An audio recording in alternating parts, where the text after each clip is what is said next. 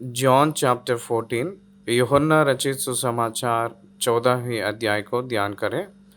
इस अध्याय में लिखा हुआ वचनों की संख्या 31। इस 31 वचन भी बहुत गंभीर संदेश को दिलाते हैं। यीशु मसीह अपने चेले लोगों से आखिरी रात उस ऊपर की कोठरी की कमरे में प्रचार कर रहे थे। यीशु मसीह जो किए हैं प्रचार, उस सारे प्रचार में तीन प्रामुख्य प्रचार होता है। पहाड़ के ऊपर की प्रचार और जैतून पहाड़ के ऊपर जो किए हुए प्रचार और ऊपर की कोठरी के कमरे में जो प्रचार, ये तीन महत्वपूर्ण हैं। पहाड़ के ऊपर जो प्रचार है वो आरंभ का था। जैतून पहाड़ के ऊपर जो प्रचार वो चेले लोगों के संग और उन लोगों के प्रश्न के उत्तर की प्रचार है वो। और ऊपर की कोठरी के कमरे में जो प्रचार है वो एक अद्भुत है। सारे विश्व को, विश्वासियों को प्रत्येक रूप की एक आशीष का, आशीर्वाद की प्रचार है। ये इसमें दिखाई देती है। लिखा हुआ ये जो 31 वचनों में बहुत सी दिव्य बातें इसमें हैं। उसको भाग करके देखे तो हृदय भर जाता है। अपने जो अलग अलग करने की बात के रूप में अपना ध्यान रहेगा।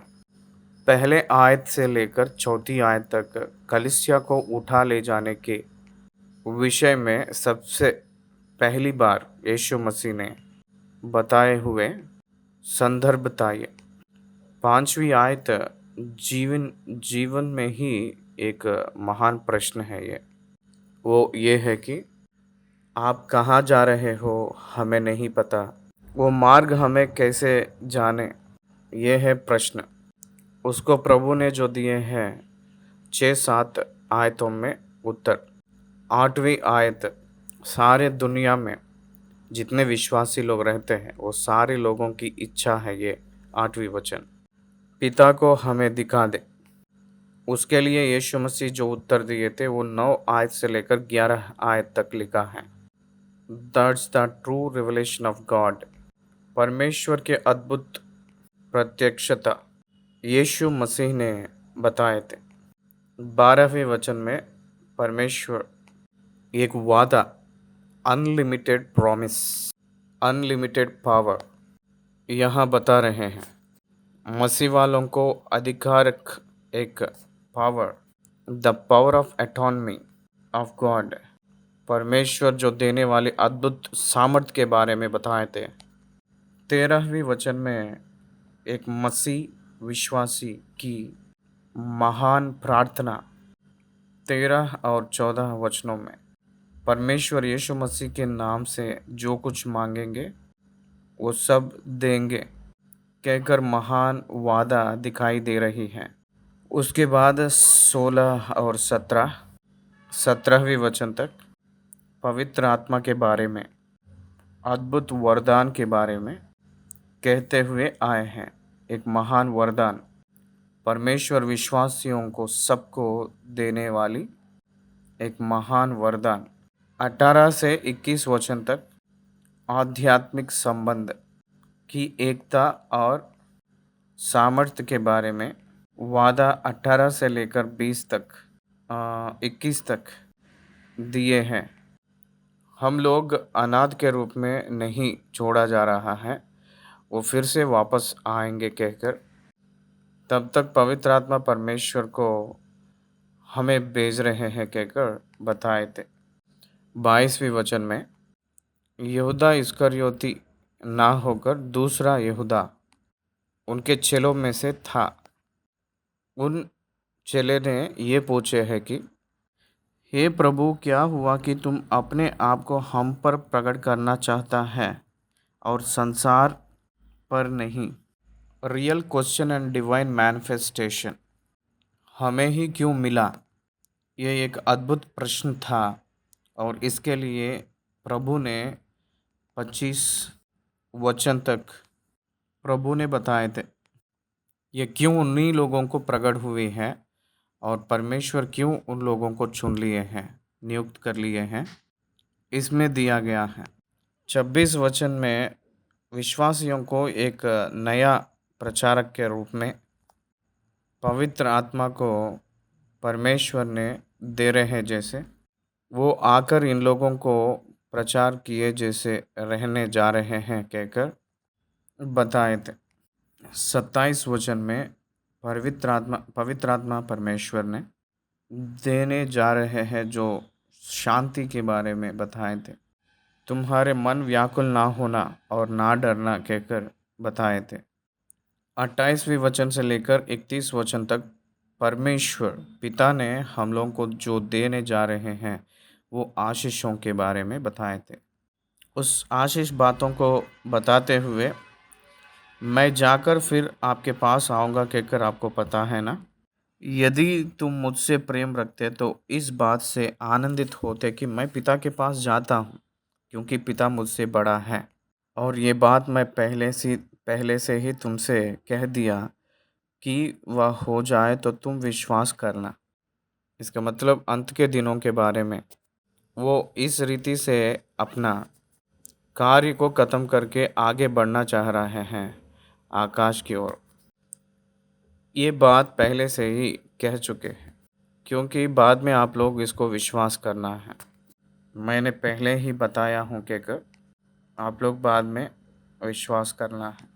उसके लिए ही ये बातें पहले से ही मैं बता रहा हूँ कहकर कहे थे। तो आइए हम लोग ध्यान करने चले। तो 14 अध्याय की पहली आयत से लेकर चौथी आयत तक हम लोग अद्भुत बातों को ध्यान करेंगे। यूहन्ना रचित सुसमाचार 14 अध्याय उसकी पहली आयत। तुम्हारा मन व्याकुल ना हो, परमेश्वर पर विश्वास रखो और मुझ पर भी विश्वास रखो। मेरे पिता के घर में बहुत से रहने के स्थान हैं। यदि ना होते तो मैं तुमसे कह देता, क्योंकि मैं तुम्हारे लिए जगह तैयार करने जाता हूँ। और यदि मैं जाकर तुम्हारे लिए जगह तैयार करूँ तो फिर आकर तुम्हें अपने यहाँ ले जाऊँगा, कि जहाँ मैं रहूँ वहाँ तुम भी रहे। जहाँ मैं जाता हूँ तुम वहाँ का मार्ग जानते हो। यहाँ जो लिखा हुआ प्रत्येक वचन को हम लोग ध्यान करेंगे। तुम्हारे मन व्याकुल ना हो, परमेश्वर पर विश्वास रखो। ये वचन विश्वास रखो कहकर जो बात भविष्य के बारे में बताया जैसा लग रहा है। ग्रामेटिकल देखा जाएगा तो इस व्याख्यान विवरण के अनुसार प्रेजेंट कंटिन्यूस टेंस में इस समय भी विश्वास रखे हैं और आगे भी विश्वास रखते रहेंगे कहकर जैसे लग रहा था, परंतु इसमें विश्वास रखो कहकर हमें यहाँ दिखाई दे रही हैं। परमेश्वर पे विश्वास रखो और मुझ पर भी विश्वास रखो। यीशु मसीह क्या कह रहे थे? मेरे पर भी, मुझ पर भी विश्वास रखो।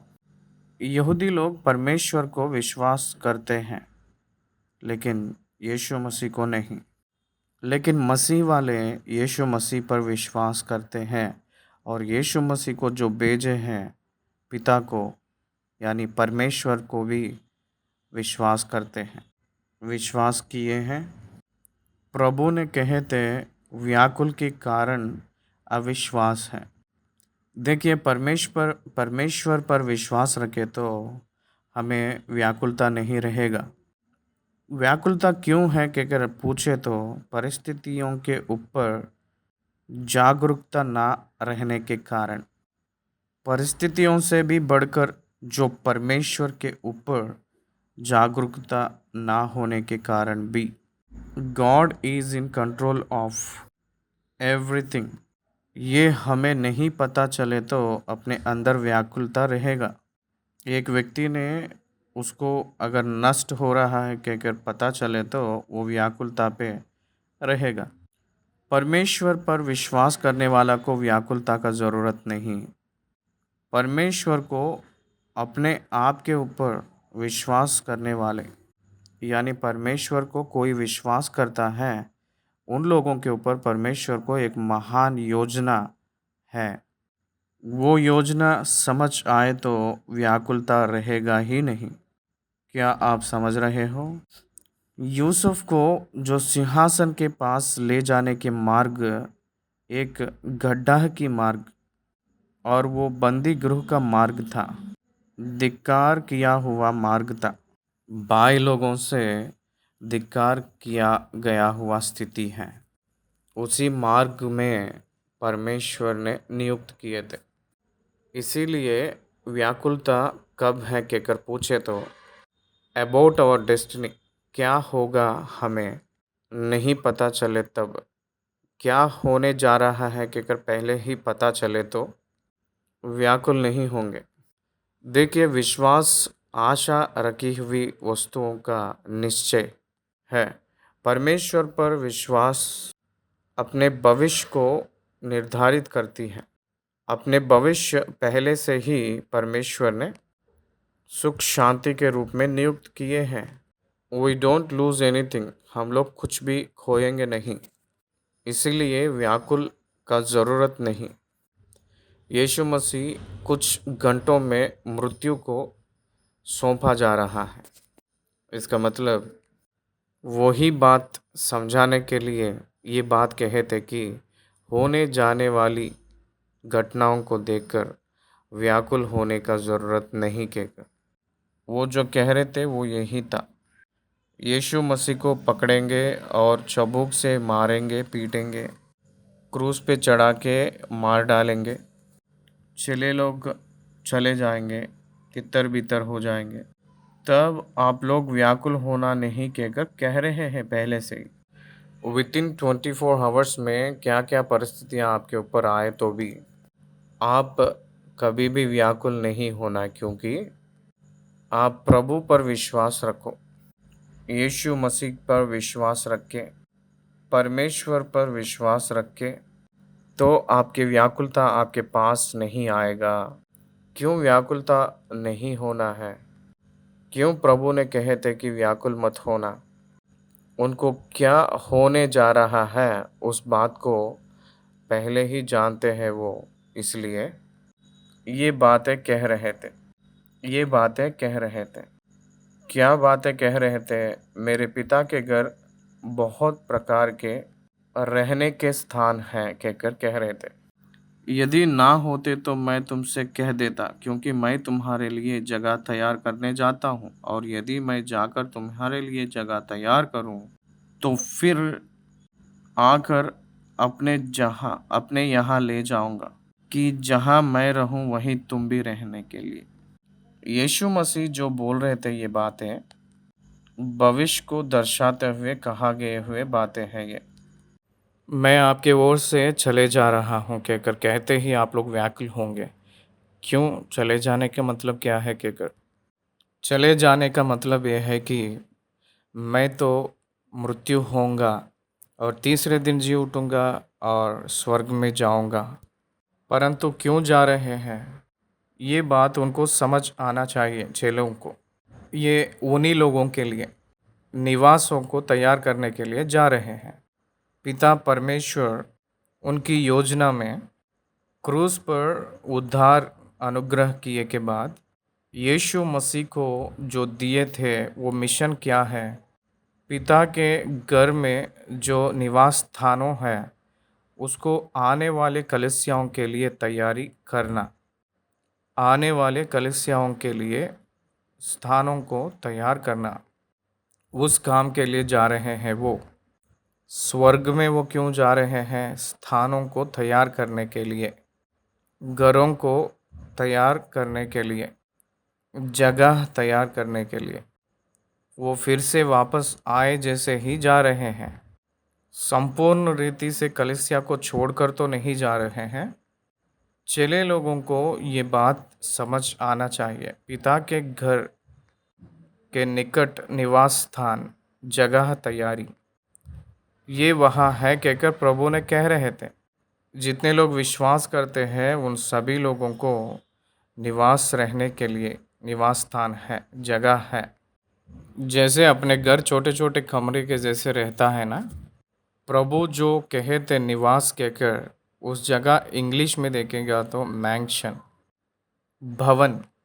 वो एक विशाल स्थान है, रिच अरेंजमेंट। वहाँ हमें जो रहने जा रहा है, तो वहाँ छोटे छोटे कमरा नहीं, विशाल कमरे रहेंगे, बड़े बड़े। कमरा भी नहीं, भवन। इसका मतलब जो वो देने जा रहे हैं हमें संपत्ति, जो विश्वास करने वालों को, तो उस जगह पे ले जाने के लिए फिर से प्रभु आने वाले हैं। यहाँ हम लोग एक बात को ध्यान देना है। दूसरी आगमन में मध्य आकाश में प्रभु जब आते हैं, तब कलीसिया वहाँ ले जाएंगे। तेस्सलोनिकियों के पुस्तक में पहली अध्याय के 13वें वचन से उस अध्याय के आखिरी तक यही बातें बताए थे पौलुस ने कहे थे कि एक पलकी के झपक से कलीसिया आकाश के मध्य में जाएगा कहकर, मसीह में जो मृतक हुए थे वो लोग जी उठेंगे कहकर, उन लोग आकाश में अपने प्रभु के पास होंगे कहकर, उन लोगों के साथ धरती पे जितने विश्वासी हैं वो सभी लोग भी उनसे मिलेंगे कहकर, एक पलकी के झपक से धरती पे जितने विश्वासी हैं वो लोग भी उठाए ले जाएंगे कहकर कहते हुए आए हैं। ग्रहण करिए, ध्यान दीजिए, यीशु मसीह कलीसिया के बारे में कहा हुआ पहली बात है ये। इसलिए अपने मनों को व्याकुल होना नहीं। You have a assured destiny. इसलिए जो परिस्थितियां यहाँ होता है, उस परिस्थितियों को डरना नहीं, व्याकुल होना नहीं, वो सिर्फ टेम्पररी है। Those were not permanent. इसलिए आपके हृदय को व्याकुल नहीं होने देना। तीसरी वचन में, और यदि मैं जाकर तुम्हारे लिए जगह तैयार करूं तो मैंने आपके पास आऊँगा, तो फिर आकर तुम्हें अपने यहाँ ले जाऊँगा।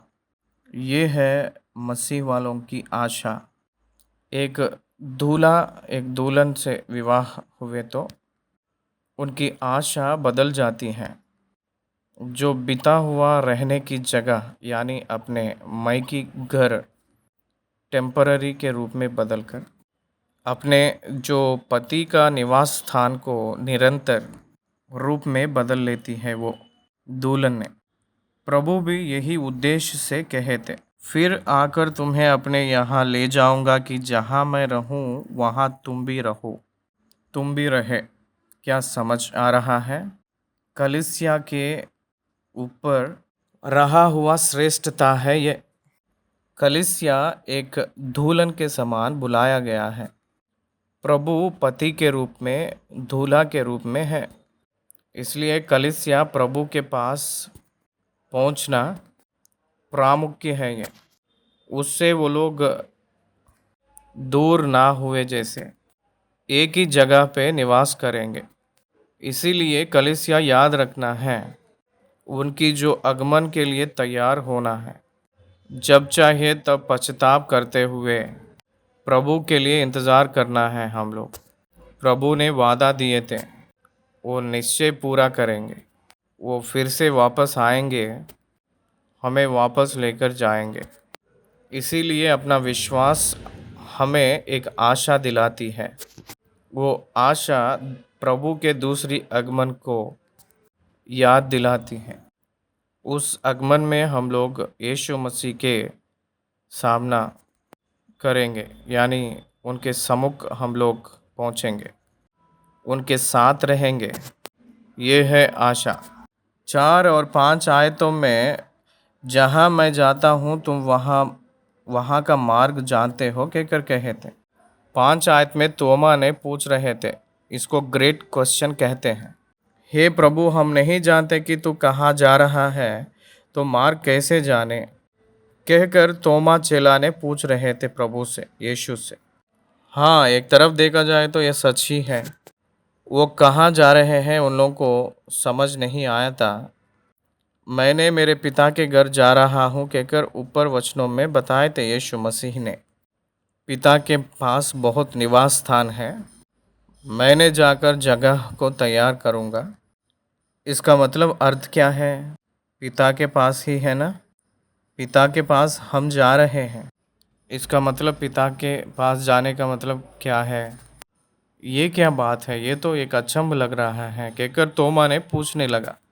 आप जहाँ जा रहे हैं वो मार्ग हमें कैसे पता चलेगा? कहकर पूछ रहा था तोमा ने। उसके लिए प्रभु कह रहे थे, एक अद्भुत विवरण, एक दैविक संबंधित विवरण यहाँ दे रहे थे। दैविक संबंधित गुप्त विवरण यहाँ दे रहे हैं। छठवीं वचन से जो परमेश्वर दिए हुए उत्तर, ये एक दैविक प्रत्यक्षता कह सकते हैं। मार्ग और सत्य और जीवन मैं ही हूँ, बिना मेरे द्वारा कोई पिता के पास नहीं पहुँच सकता। द ग्रेट डिवाइन रेवलेशन ये है। हर एक मनुष्य स्वर्ग में जाना है, मृत्यु के बाद सेफेस्ट पोजीशन प्लेस पे जाना है कहकर इच्छा रखता है। अलग अलग प्रकार के धर्म भी उसी के लिए वो यत्न आरंभ किए, जैसे हमें जो धर्मों की ग्रंथों को ध्यान करेंगे तो पता चलती है।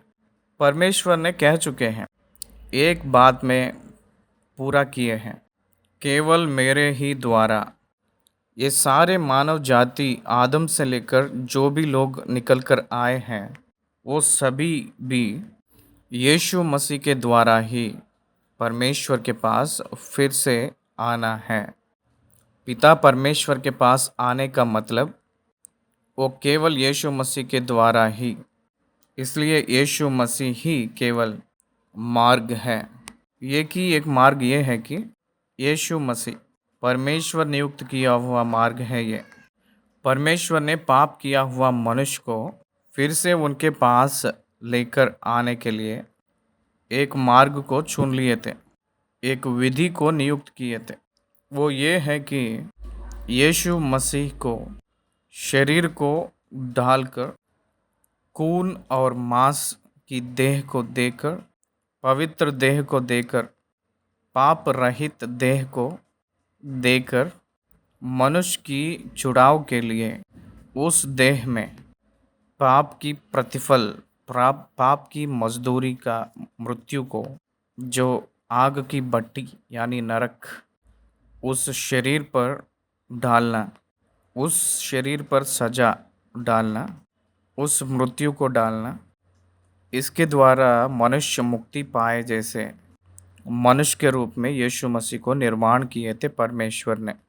मनुष्य के ऊपर जो गिरने वाली मृत्यु की सजा यीशु मसीह के ऊपर परमेश्वर ने डाले थे, नियुक्त किए थे, अमल किए थे, पूरा किए थे। ये हम लोग पहचानना है, जानना चाहिए।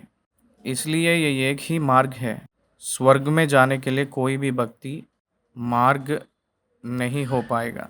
यीशु मसीह के ऊपर विश्वास करने वालों के द्वारा, यीशु मसीह पर विश्वास करने के द्वारा, यीशु मसीह पर विश्वास करने के द्वारा ही स्वर्ग में पहुंच सकते हैं। इसको छोड़कर कोई भी भक्ति आपको स्वर्ग नहीं ले जाएगी। परमेश्वर ने भविष्य को मनुष्यों को स्पष्ट रूप में बाइबल में विवरण दिए थे। क्या आप लोग ध्यान दे रहे हो? एक मनुष्य मृत्यु हुए के बाद उस मनुष्य की स्थिति क्या है? वैसे ही वो धरती पर रहते समय यीशु पर विश्वास किए तो उसकी भविष्य क्या होगा? जो विश्वास नहीं करता है उसकी भविष्य क्या होगा? ये बहुत स्पष्ट रूप में बाइबल बताती है। जो विश्वास करता है वो प्रभु के सम्मुख जाकर, उनकी आगमन में आकाश मध्य में जो विश्वास किए हुए लोगों को रखकर 7 साल वहाँ रहकर 1000 सालों इस धरती पे पालन करने के लिए आकर, वहाँ से नया आकाश पे जाकर प्रभु के साथ निरंतर जीवन बिताएंगे। इसलिए the destiny of the believers was very clearly indicated. ये बता चुके थे। अगर उन पर विश्वास ना करके अविश्वासी हो तो उन लोग अंत के दिनों में, एंड डे फॉर जजमेंट, फिर से जी उठकर जो नियुक्त किया हुआ आग के भट्टी में उन लोगों को भेजा जाएगा। उन लोगों को आग की भट्टी है। उद्धार पाए हुए लोगों को अनंत जीवन यीशु मसीह के साथ है। ये बहुत स्पष्ट रूप में प्रभु ने बता चुके हैं बाइबल में। इसीलिए प्रभु ने कहे थे कि मेरे ही द्वारा, मैं कौन हूँ कहकर पूछे तो मैं कहूँगा कि मैं मार्ग हूँ, सत्य हूँ। सत्य हूँ इसका मतलब सच्चाई का, ट्रूथ का अंत। अपने आंखों के सामने जो कुछ दिखता है वो सब कुछ सत्य, सच्चाई नहीं है, सत्य है। सच्चाई, सच्चाई का मतलब सत्य नहीं, इसका मतलब दृश्य हुआ अदृश्य है। दृश्य अदृश्य है, अदृश्य दृश्य है। इसलिए अपने आंखों के सामने जो कुछ दिख रहा है वो सब कुछ वास्तविकता नहीं। These all are facts but not truths. सूरज, फैक्ट बट नॉट ट्रूथ। सूरज हमेशा नहीं रहेगा। हम लोग जो देख रहे हैं उस आकाश उस समय नहीं रहेगी। हम लोग देख रहे हैं समुद्र, इट इज़ अ फैक्ट, लेकिन भविष्य में वो रहेगा नहीं। इसलिए विश्वास के ज़रिया ही ये सब को हम लोग ग्रहण कर ले रहे हैं। ये बहुत महत्वपूर्ण के सत्य हैं। सत्य का मतलब अनचेंजेबल, परमानेंट, निरंतर रहने वाले सिर्फ यीशु मसीह ही हैं। यीशु मसीह पर विश्वास करने वाले उनके जैसे, उनके वजह से निरंतर रहेंगे। आकाश और पृथ्वी टल जाएगी लेकिन उनके बच्चे निरंतर, उनके संतान निरंतर रहेंगे। इसलिए ट्रूथ का मतलब अनचेंजेबल, ये परमानेंट फॉरएवर। इसीलिए यीशु ही केवल सत्य है। हमें जो दिख रहा है कुछ भी सत्य नहीं है, परमानेंट नहीं है। ये हम लोग जानना चाहिए। Truth is unchangeable but the whole universe is changeable, it is subject to change. इस दुनिया में सब कुछ बदलेंगे, बदल जाते रहते हैं, चेंज होते रहेगा। लेकिन यीशु मसीह कल, आज और आगे कल निरंतर बदलने वाले नहीं। इसलिए केवल वो ही सत्य है और वो जीवन भी है। जो हम लोग आदम से खो लिए हैं उस जीवन को, लाइफ को, मतलब निरंतर जीवित रखने वाली, परमेश्वर से फिर से जुड़ेंगे तो तभी ये संभव की बात है। इसीलिए life of God is Jesus. मैं जीवन देने के लिए, समृद्धि जीवन देने के लिए आया हूँ कहकर कहते हैं प्रभु ने। इसीलिए यीशु मसीह हमें जीवन के रूप में है, वही अनंत जीवन के रूप में है। उनमें रहेंगे जो भी व्यक्ति वो अनंत जीवन जिएगा। कुलसियों के पत्री में 3 अध्याय में कहा गया है, आप मसीह में रहे हैं तो कहकर कहते हुए आपके जीवन यीशु मसीह के साथ परमेश्वर में छिपा गया है कहकर कहता है। We are in the Christ and Christ is in God, we have life in him. हम लोगों को जीवन है उनमें, यीशु में। इसलिए वही मार्ग है, सत्य है, जीवन भी वही है। उनके द्वारा ही पिता के पास जा सकते हैं, क्योंकि this is the only way God arranged for the people. लोग उनके पास आने के लिए परमेश्वर जो दिए हैं मार्ग, नियुक्त किए हैं, वो मार्ग यीशु मसीह और उनके ऊपर जो विश्वास, वो जो दिए थे अनुग्रह, केवल वही ये निर्धारित किए थे। 7वीं वचन, अगर आप मुझे जाना हो तो मेरे पिता को भी आप लोग जानते, अब से उनको जानेंगे और उसे देखा भी है कहकर कह रहे हैं। यीशु मसीह की बातें बहुत अद्भुत रीति की बातें हैं, पिता के बारे में कह रहे हैं यहाँ। आप लोग उनको जानते हैं, देखे हैं कहकर कह रहे हैं। उन लोगों को कन्फ्यूजन है, हमें पिता कौन है कैसे पता, हम लोग कब देखे हैं उनको, हमें वो कभी भी नहीं दिखे हैं। इसका मतलब यीशु मसीह ने जिसके बारे में पिता कहकर कह रहे हैं, वो जो पिता, जो परमेश्वर के बारे में फिजिकल अपीयरेंस, हम लोग डायरेक्टली दूसरा रेवलेशन, आप जब रहे तो दूसरा रेवलेशन व्यक्ति के रूप में उनको हम तो देखे नहीं ना, कहकर चेले लोग यीशु मसीह के पास प्रकट किए थे। उस समय फिलिप्पुस ने क्वेश्चन को रेज किए थे, हे प्रभु, पिता को हम दिखा दे, यही हमारे लिए बहुत है। 8 आयत में रिविल द फादर, वो कैसे रहते हैं, कहाँ रहते हैं, वो कैसे रहेंगे, हमें दिखा दीजिए। वो दिखे जैसा किया करिए और हमें दिखा दीजिए। Recognise by him our own sight. उसके लिए प्रभु ने उत्तर दिए थे। 9 आयत में यीशु ने उससे कहा, हे फिलिप्पुस, मैं इतने दिन से तुम्हारे साथ हूँ और क्या तू मुझे नहीं जानता? यीशु मसीह ने फिर से उत्तर दिए थे, क्षमा कीजिए, फिर से प्रश्न पूछ रहे थे फिलिप्पुस से। मैंने इतने दिन आपके साथ रहा था ना, क्या तू मुझे नहीं जानता? जिसने मुझे देखा है उसने पिता को देखा है। तो इसलिए फिर से पिता को दिखा दो कहकर फिर से क्यों पूछ रहा हो? I am the father is in me. कौन है पिता? मेरे अंदर ही है। मुझे आप लोग देखे हैं ना, आप लोग पिता को देखे हैं। इसका मतलब if you see product you can see the manufacturing. यहाँ एक मोबाइल आपके हाथ में है, इसका मतलब इसका मैन्युफैक्चर कोई है। मैन्युफैक्चरर आइडिया ये फ़ोन है। मैन्युफैक्चरर इंटेलिजेंस ये फ़ोन में है। मैन्युफैक्चरर एबिलिटीज़ इस फ़ोन में है। मैन्युफैक्चरर प्लान्स इस फ़ोन में है। इसलिए when you see this phone you are unable to see the whole factor of manufacturer, the person of manufacturer। वैसे ही यीशु मसीह का शरीर में दैविक निवास कर रही है। The completeness of divinity dwelling in the body. दैविक की संपूर्णता शरीर के रूप में मसीह में निवास कर रही है। इसलिए आप लोग मुझे देखे हैं ना, पिता को भी देखे हैं आप लोग। कंप्लीटेड एक्शन, मुझे जो देखा है वो पिता को देखा है, वो ही प्रभु ने कह रहे हैं। मैं पिता में, पिता मुझ में है। क्या तू विश्वास नहीं करता कि मैं पिता में हूँ और पिता मुझ में है? क्या आप विश्वास नहीं कर सकते हैं? पिता मुझ में है, मेरे बाहर नहीं। उनके अंदर मैं हूँ, मैं उनके बाहर नहीं हूँ। इसलिए यीशु मसीह में पिता है, इसका मतलब इनविजिबल एंड इंडिविजिबल। केवल अदृश्य रूप में ही नहीं, उन लोगों को अलग नहीं किए जैसे स्थिति में उन लोग एक हैं।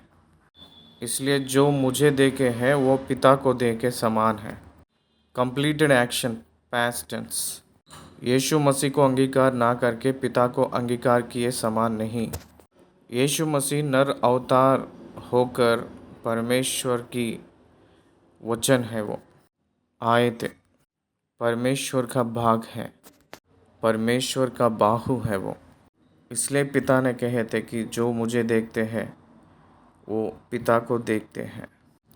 ये बातें जो मैं तुमसे कहता हूँ अपनी ओर से नहीं कहता, परंतु पिता मुझ में रहकर अपने काम करता है।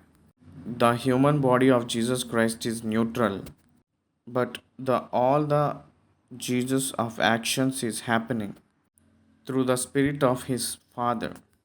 परमेश्वर आत्मा के ज़रिए यीशु मसीह के द्वारा उनके कर्मों को, क्रियाओं को कर रहे हैं। इसीलिए रूट काज कौन है कहकर पूछे तो the spirit of the Lord. यीशु मसीह जो अद्भुत कार्य किए थे, यीशु मसीह जो आश्चर्य कर्म किए थे, यीशु मसीह जो प्रचार किए थे, वो सबका कारण परमेश्वर की आत्मा ही है। 11वें वचन में मेरा विश्वास करो कि मैं पिता में हूँ और पिता मुझ में है, नहीं तो कामों ही के कारण मेरा विश्वास करो। नहीं तो इस कामों को देखकर विश्वास करो।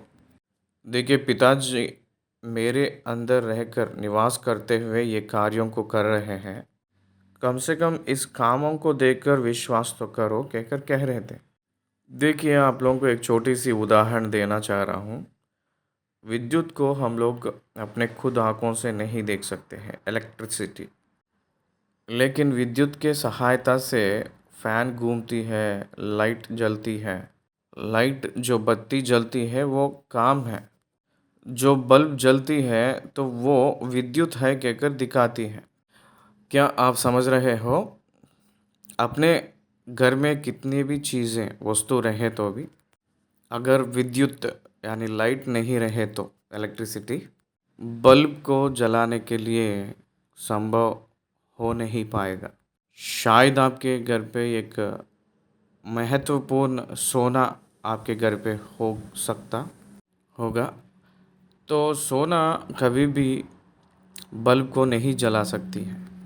आपके पास बहुमूल्य हीरे भी रहा होगा, लेकिन हीरे बल्ब को नहीं जला पाएंगे, विद्युत ही जला सकती हैं। इसलिए केवल इलेक्ट्रिसिटी ही उस बल्ब को जला सकती है। केवल इलेक्ट्रिसिटी ही कर सकते हैं वो काम। वैसे ही यीशु मसीह जो किए हैं कार्य वो केवल परमेश्वर ही कर सकते हैं। कोई भी मनुष्य नहीं कर पाएगा, कोई भविष्यवक्ता भी नहीं कर सकते हैं। यीशु मसीह जो किए हैं कार्य, काम, वो जो किए हैं कामों, कोई भी भविष्यवक्ता नहीं कर पाया था। उतना महान कामों को उन्होंने किए थे। जो जन्म से अंधे थे उन लोगों को रोशनी दिए थे। जो अनगिनती लोग, जो कोढ़ी लोगों को चंगा, जो मरे हुए लोगों को अपने वचन से, अपने बात से ज़िंदा करना। ऐसे आप लोग अलग अलग प्रकार के कार्यों को ले लीजिए। 5,000 लोगों को भोजन खिलाना, जल को दाखरस के रूप में बनाना, इस प्रकार में ये केवल परमेश्वर ही कर सकता है, सृजनहारा ही केवल कर सकते हैं। इसलिए बोले थे कि पिता में मुझ में है कहकर और मैं पिता में हूँ कहकर आप लोग विश्वास कीजिए। उसका एक एग्जाम्पल यही है कि मेरे कामों को देखकर विश्वास करो। अपने अंदर, अपने घर के अंदर विद्युत है कहकर यकीन करने के लिए तुरंत हम लोग ये करते हैं कि बल्ब ऑन करके, फ़ैन ऑन करके देखते हैं। अगर वो काम कर रहा है तो लाइट है कहकर बोलते हैं, हाँ या ना। यस, ये जो काम मैं ही नहीं, मेरे ऊपर जो भी विश्वास करते हैं उन लोग भी करेंगे, वरन इससे भी बड़े काम करेगा। मैं तुमसे सच सच कहता हूँ कि जो मुझ पर विश्वास रखता है, ये काम जो मैं करता हूँ वह भी करेगा, वरन इनसे भी बड़े काम करेगा, क्योंकि मैं पिता के पास जाता हूँ। इसका मतलब मेरे ऊपर जो विश्वास करते हैं उनमें मैं और पिता भी रहते हैं। पिता की आत्मा, परमेश्वर की आत्मा, पवित्र आत्मा, पुत्र की आत्मा किस में रहेंगे? मुझ पर विश्वास किए हुए लोगों में रहेंगे। इसलिए मुझ पर जो विश्वास करते हैं वो लोग भी महान कार्य ही करेंगे, महान कार्य ही करेंगे।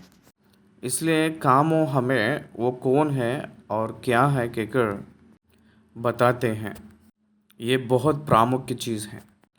इसलिए मैं खुद, मेरे बारे में मैं अपने स्वयं इच्छा से ये बातें नहीं कह रहा हूँ। यहाँ मैं आप लोगों को एक छोटी सी गवाही बताना चाह रहा हूँ। मैंने कई हज़ारों प्रचार, संदेश, नियरली 8,000 मैसेजेस टीवी में मैं प्रचार किया था। परंतु मेरे हृदय में जो मैंने ये जान लिया हूँ, ये सत्य पहचाना हूँ कि वो परमेश्वर दिए तो कहा गया था। वो परमेश्वर मुझ में उनकी आत्मा रखकर मेरे मुंह को एक बांसुरी के समान बनाकर इस्तेमाल किए हुए हैं। वो मेरा वो नहीं है। मैं जब प्रचार करना आरंभ किया है, मेरे मन में जो नहीं रहता है, मेरे जो सोचों में जो नहीं रहता है, बहुत से मेरे प्रचार ख़त्म होने से पहले परमेश्वर ने हमें देते हैं, वो ही मैं बात करता हूँ। कैसे संभव है ये? परमेश्वर की आत्मा के द्वारा ही संभव है। 22 सालों से निरंतर बाधाएं ना होते हुए, रुकावट ना होते हुए, यीशु मसीही परिष्कार के जो कार्यक्रम टीवी में चल रही हैं, 1 रुपया भी कमाई नहीं है। मुझे एक बड़ा सा चर्च नहीं है और फॉरेन सपोर्ट नहीं है, लेकिन ये चलता ही रही है। उस समय पे, उस समय पर जो परमेश्वर नियुक्त किए थे, उन लोगों को धन भेज रहे थे। अगर मेरे सोच के हिसाब से अगर देखेंगे तो वो मैं नहीं कर सकता हूँ। वो केवल प्रभु के अनुग्रह से ही होता है। उस प्रकार की जो कार्यक्रम प्रभु के अनुग्रह से चलते ही रहा है। God is in control of ऐसे परिष्कार कहकर जो कार्यक्रम का, इसलिए परमेश्वर के पुत्रों, परमेश्वर की आत्मा को पाकर बहुत बड़े बड़े काम करते हैं। अगर एक प्रोजेक्ट को स्टार्ट करना है तो मनुष्यों ने बजट के बारे में सोचते हैं। Without the budget clearance nobody will stop any project. कितना भी महान गवर्नमेंट रहे तो भी बजट को कट कर लेते हैं पहले, उसी प्रकार प्रोजेक्ट को लेते हैं। बजट के बारे में थिंकिंग ही ना होकर केवल यीशु मसीह पर विश्वास के साथ उठाकर काम को संपूर्ण रीति से पूरा किए हुए बहुत से परमेश्वर के दास लोग दुनिया पे हैं। It's all by the power of God, bye the spirit of God. Spirit of God, परमेश्वर की आत्मा के जरिया परमेश्वर कार्य करते हैं। मनुष्य की सामर्थ्य से नहीं, मनुष्य की बल से नहीं। परमेश्वर अपनी सामर्थ्य से, अपने अनुग्रह से, परमेश्वर अपने कार्य विश्वास के जरिया, विश्वासियों के जरिया करते हैं। पिता मुझ में और मैं पिता में है कहकर कहे थे, ये निश्चय बता रहे थे। उसके बाद 13वें वचन पर आते ही, जो कुछ तुम मेरे नाम से मांगोगे वही मैं करूँगा कि पुत्र के द्वारा पिता की महिमा हो। मैं करूँगा। ये बात आपको कैसे लग रहा है? प्रभु जो कह रहे हैं, उनके नाम से जो कुछ मांगेंगे वो करेंगे कहकर बता रहे हैं। उनके नाम से जो कुछ मांगेंगे वो करेंगे। ये बात कोई भी कह सकता है क्या? दुनिया में कितने देश हैं, उस देश के नेता लोग कितने लोग हैं, कितने नेता प्रधान लोग रहते हैं, मंत्री रहते हैं, न्यायाधीश लोग हैं। इनमें से कोई भी एक खड़े होकर आप लोगों को जो कुछ चाहिए मुझसे मांगो, आप लोग जो कुछ मुझसे मांगते हैं, कुछ भी मांगते हैं, मैं करूँगा, इस प्रकार के रूप में कोई भी वादा कर सकते हैं क्या? करके पूरा कर सकते हैं क्या? बताइए। एनीवन ऑन द अर्थ, धरती पे किसी का नाम भी बताइए। सारे दुनिया के मानव यीशु मसीह के नाम पे जो कुछ मांगे तो भी वो कर सकते हैं प्रभु ने, क्योंकि यीशु कहकर जो नाम है वो परमेश्वर नियुक्त किए हैं। It is the address to the heaven. It is the address. अगर आप चिट्ठी लिखते हैं तो उसका एक एड्रेस लिखते हैं ना, पता। प्रार्थनाओं के लिए परमेश्वर के उत्तर को दिखाने के लिए पोस्ट बॉक्स है, वो पिन कोड वही है, उत्तर देने वाला वही है। इसलिए मेरे नाम महिमा होने के लिए परमेश्वर उसको करेंगे। मत्ती रचित सुसमाचार 18 अध्याय 18वें वचन में भी वही कह रहे हैं।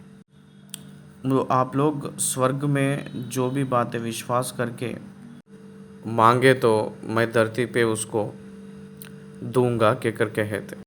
Unlock what ever you want, it will be unlocked.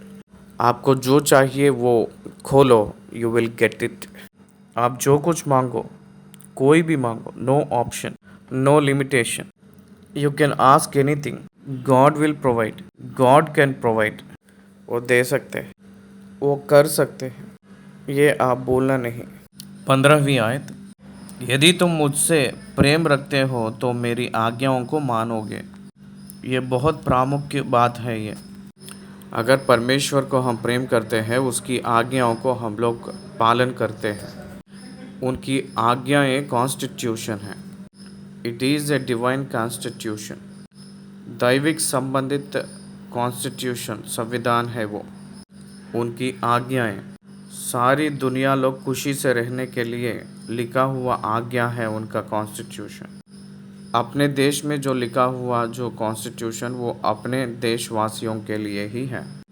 Australia constitution Australians को ही है, लेकिन परमेश्वर के जो कॉन्स्टिट्यूशन सारे मनुष्य मानव को है। जो 10 आज्ञाएं लिखे थे वो सब मनुष्यों के लिए हैं, केवल कुछ ही लोगों को नहीं। क्या आप समझ रहे हो? परमेश्वर के संतान परमेश्वर की आज्ञाओं को पालन करते हैं। अपने संतान अपने बच्चों अपने बात जैसे मानते हैं, वैसे ही परमेश्वर के संतान परमेश्वर की बात मानेंगे, परमेश्वर के काम ही करेंगे, परमेश्वर की आज्ञा को ही वो लोग पालन करेंगे। इसलिए यदि आप प्रेम करते हैं उनको, तो उनकी आज्ञाओं को पालन करेंगे। You can self check your self. आप अपने खुद चेक कर सकते हो, आप परमेश्वर की आज्ञाओं को पालन कर रहे हो या नहीं। आप खुद चेक कर सकते हो। 15वीं वचन। अब 16 वचन में जाएंगे। यदि तुम मुझसे प्रेम रखते हो तो मेरे आज्ञाओं को मानोगे। मैं पिता से विनती करूँगा और वहाँ तुम्हें एक और सहायक देगा कि वह सर्वदा तुम्हारे साथ रहेगा। ये बहुत प्रामुख्य रूप का है।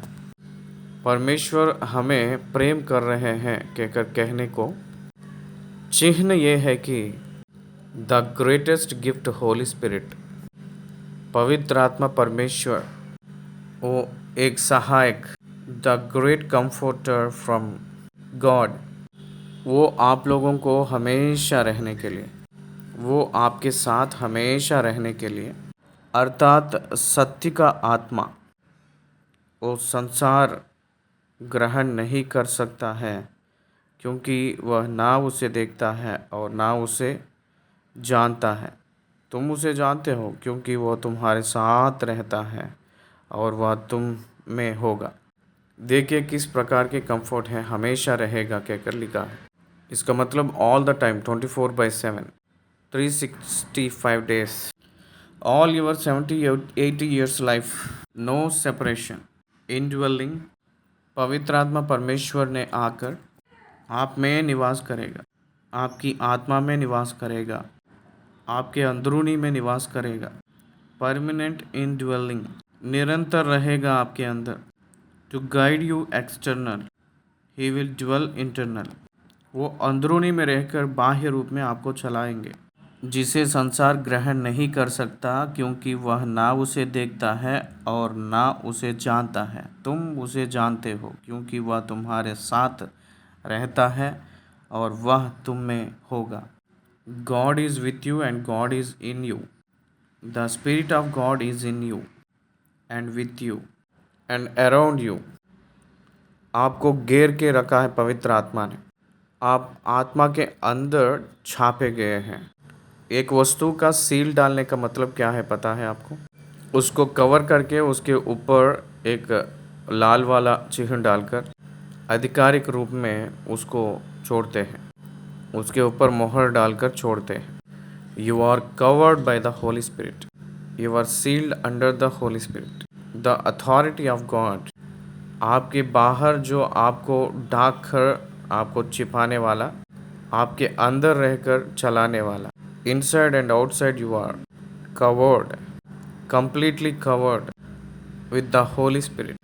पवित्र आत्मा से आप इनसाइड भरे रहते हैं, आउटसाइड आपका रक्षा किया जाएगा पवित्र आत्मा से, आउटसाइड कवर किया जाएगा पवित्र आत्मा से। ये है प्रभु जो कह रहे हैं। Indwelling of the Holy spirit is the greatest gift of God for believer. परमेश्वर की आत्मा जो पाता है वो है विश्वासी। परमेश्वर की आत्मा में एक सही अलाइनमेंट रहे तो विश्वासी से बढ़कर सामर्थ्य इस दुनिया में नहीं है। इसलिए यीशु मसीह के कलीसिया से बढ़कर जो सामर्थ धरती पे नहीं है। मसीह की कलीसिया के सामर्थ्य उतना महान है। तुम उसे जानते हो, तुम्हारे साथ रहता है और तुम में होगा। दुनिया ने उनको देखेगी नहीं और पहचानेगी नहीं। देखिए, अन्य लोगों को पवित्र आत्मा का मतलब नहीं पता चलता। They cannot understand God and his spirit. वो तुम में होगा। ये जो पुराना नियम के भक्त लोगों को और आज के भक्त लोगों का अंतर ये है कि पवित्र आत्मा परमेश्वर के निवास अंदरूनी में निरंतर रहना केवल कलीसिया को ही परमेश्वर का दिया हुआ देन है। पुराना नियम में पवित्र आत्मा परमेश्वर लाइक ए विजिटर आकर जाकर एक अतिथि के रूप में आया जाया करते थे। अब है तो आतिथ्य दिए हुए एक होस्ट के रूप में अपने पीढ़ी में निवास होते हैं। अतिथि का मतलब आतिथ्य को पाया हुआ व्यक्ति, लेकिन प्रभु आतिथ्य दिए हुए जैसे हैं हमें कलीसिया को। He is the host. He is the host not the guest. OT में गेस्ट, एनटी में होस्ट। वो निरंतर निवास रहना until he is coming, until our death, अपने अंदर वास करते हुए धर्मी के बारे में और न्याय के बारे में बोलते हुए, हम लोगों को ठीक करते हुए, मसीह के स्वरूप में हम लोगों को रूपांतर करते हुए वो अपनी जिम्मेदारी लेते हैं। The responsibility of our transformation is in the hands of Holy Spirit. पवित्र आत्मा के हाथों में परमेश्वर हमें नियुक्त किए थे। एक शिल्पकार ने शिल्प को बनाने के लिए इस्तेमाल करने वाला वस्तु है। वचन एक शिल्पकार के हाथ में एक वस्तु के समान है। वो पवित्र आत्मा परमेश्वर जो शिल्पकार के रूप में वो ले रहे हैं, वो जो शिल्पकार अपने अंदर रहकर हम लोगों को शिल्प आकार देने के लिए, हम लोगों को बनाने के लिए इस्तेमाल कर रहे हैं। क्या आपको समझ आ रहा है ना? मोस्ट पेनफुल थिंग क्या है पता है? ठीक होना। Self rectification is always painful. ठीक कर लेना, परमेश्वर की बात मानना पेनफुल। शत्रु को प्रेम करो कहकर कहते हैं प्रभु ने। It is painful. जो गाली दिया था उसको प्रेम करो कहते, मोस्ट पेनफुल। आपको जो बुरा किया है उसको भला करो कहकर कहते हैं। बुरा के बदला बुरा मत करो, भला करो। It is most painful. अंदरूनी में हम लोग बनते ही जा रहे हैं। जब तक यीशु मसीह के स्वरूप अपने अंदर नहीं होता तब तक वो हमें बनाते ही रहेंगे।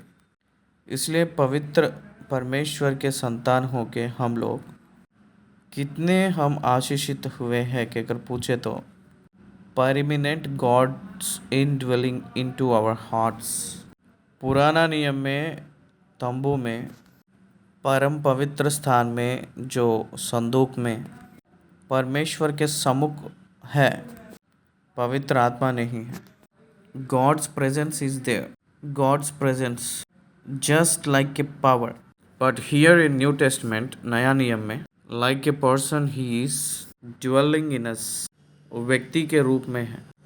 पुराना नियम में सामर्थ के रूप में अपने आप को प्रकट किए थे, लेकिन यहाँ व्यक्ति को दिखा रहे हैं। He will be like a good friend to us. वो एक अच्छा दोस्त के जैसा रहते हैं पवित्र आत्मा परमेश्वर ने अपने लिए। ये हम लोग जो पहचानने वाला प्रामुख्य विषय है। इसलिए हम लोग अनाथ के रूप में नहीं छोड़ा जा रहा है। We are not orphans. Orphans का मतलब छोड़ दिए हुए लोग, माता पिता जो छोड़ देते हैं, दे आर ऑर्फेंस। परमेश्वर हमें अनाथ के रूप में नहीं छोड़ते हैं। हम लोग को एक सहारा दे के जा रहे हैं। वो सहारा पवित्र आत्मा परमेश्वर। 18वीं वचन, मैं तुम्हें अनाथ नहीं छोड़ूंगा, मैं तुम्हारे पास आता हूँ। और थोड़ी देर रह गई है कि फिर संसार मुझे ना देखेगा, परंतु तुम मुझे देखोगे। इसलिए कि मैं जीवित हूँ, तुम भी जीवित रहोगे। इसका मतलब दुनिया नहीं देख पाएंगे, लेकिन वो मृत्यु होकर फिर जी उठकर वो आरोहण होकर स्वर्ग में चले जाएंगे। तो बाद में कब देख सकते हैं, लेकिन आप लोग मुझे देखोगे। In spirit we can see our God. हम लोग परमेश्वर के अंदरूनी को देख सकते हैं। हम लोग अपने परमेश्वर को अंदरूनी में दृष्टि कर सकते हैं, आशा कर सकते हैं। हम लोग उसकी स्वर को हम लोग सुन सकते हैं। ये हमें जानना चाहिए। बी शायद उस दिन तुम जानोगे कि मैं अपने पिता में हूँ और तुम मुझ में और मैं तुम में। When you filled with the Holy Spirit, you will have a new experience. आपके एक नया अनुभव में आएगा। वो ये है कि आप परमेश्वर की आत्मा को वरदान के रूप में पाए। सो जब आप लोग मुझ में है, मैं आप में हूँ कहकर, हम सब लोग पिता में है कहकर आपको समझ आएगा। ध्यान से सुनिए। एक स्त्री गर्भवती हुए तो वो उनको पता चलती है, उनका जो मासिक धर्म जो है वो रुक जाती है। उसके बाद उनके अंदर एक अजीब अजीब उत्पन्न होते हैं, मतलब वॉमिटिंग स्टार्ट होते हैं, मार्विंग सिकनेस कहते हैं। उसके बाद बेटा बढ़ना उनको पता चलती है, वो हिलना जुलना पता चलता है, वो लात मारना भी पता चलता है। वो गर्भवती स्त्री को ये पूरा अनुभव रहेगा। जैसे एक स्त्री मैं गर्भवती हूँ कहकर जानती है, पवित्र आत्मा परमेश्वर अंदरूनी में जो पाता है वो उस व्यक्ति ने सेंस करता है। मेरे अंदर पवित्र आत्मा है, एक व्यक्ति है, वो रहने के वजह से मुझे एक महसूस हो रहा है वो यीशु में है और मैंने यीशु के है, यीशु में है, यीशु मसीह पिता में है, हम सब लोग एक हैं। We all are one. The church is the body of the head Jesus and God is the head of the Jesus. इसलिए पिता सर है पुत्र को और यीशु मसीह जो सर है कलीसिया। कलीसिया पवित्र आत्मा के जरिए यीशु मसीह को पाए हैं कहकर पहचानेगी, यीशु मसीह के साथ है कहकर वो जानती है कलीसिया।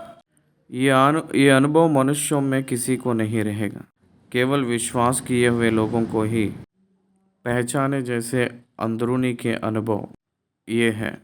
अगर कोई भोजन खाया है तो उसका पेट भर गया है कहकर उसी को पता चलेगा। अगर कोई पानी पिया है तो उसका प्यास बुझा है कहकर उसको उसकी ब्रेन बताती है।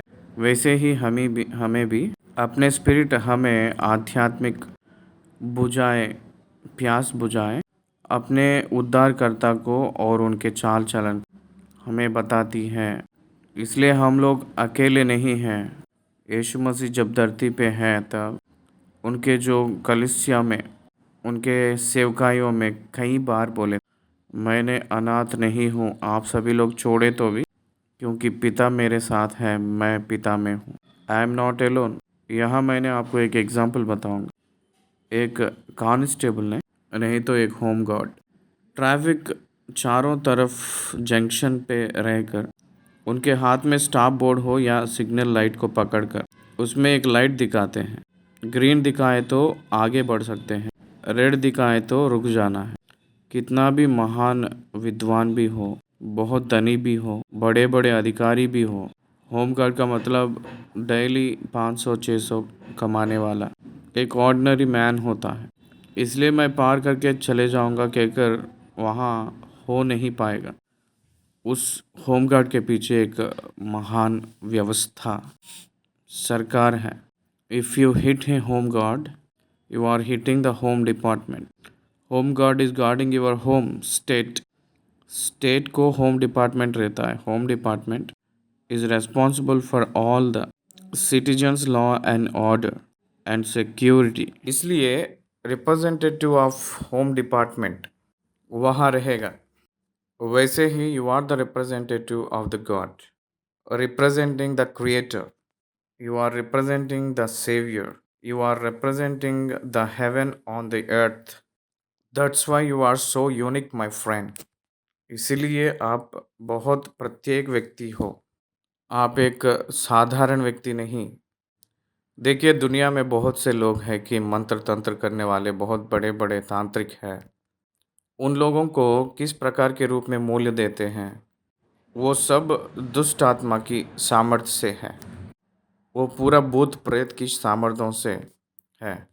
उनकी कंट्रोल में आप लोग चले गए हैं। लेकिन हम लोग परमेश्वर के कंट्रोल में हैं।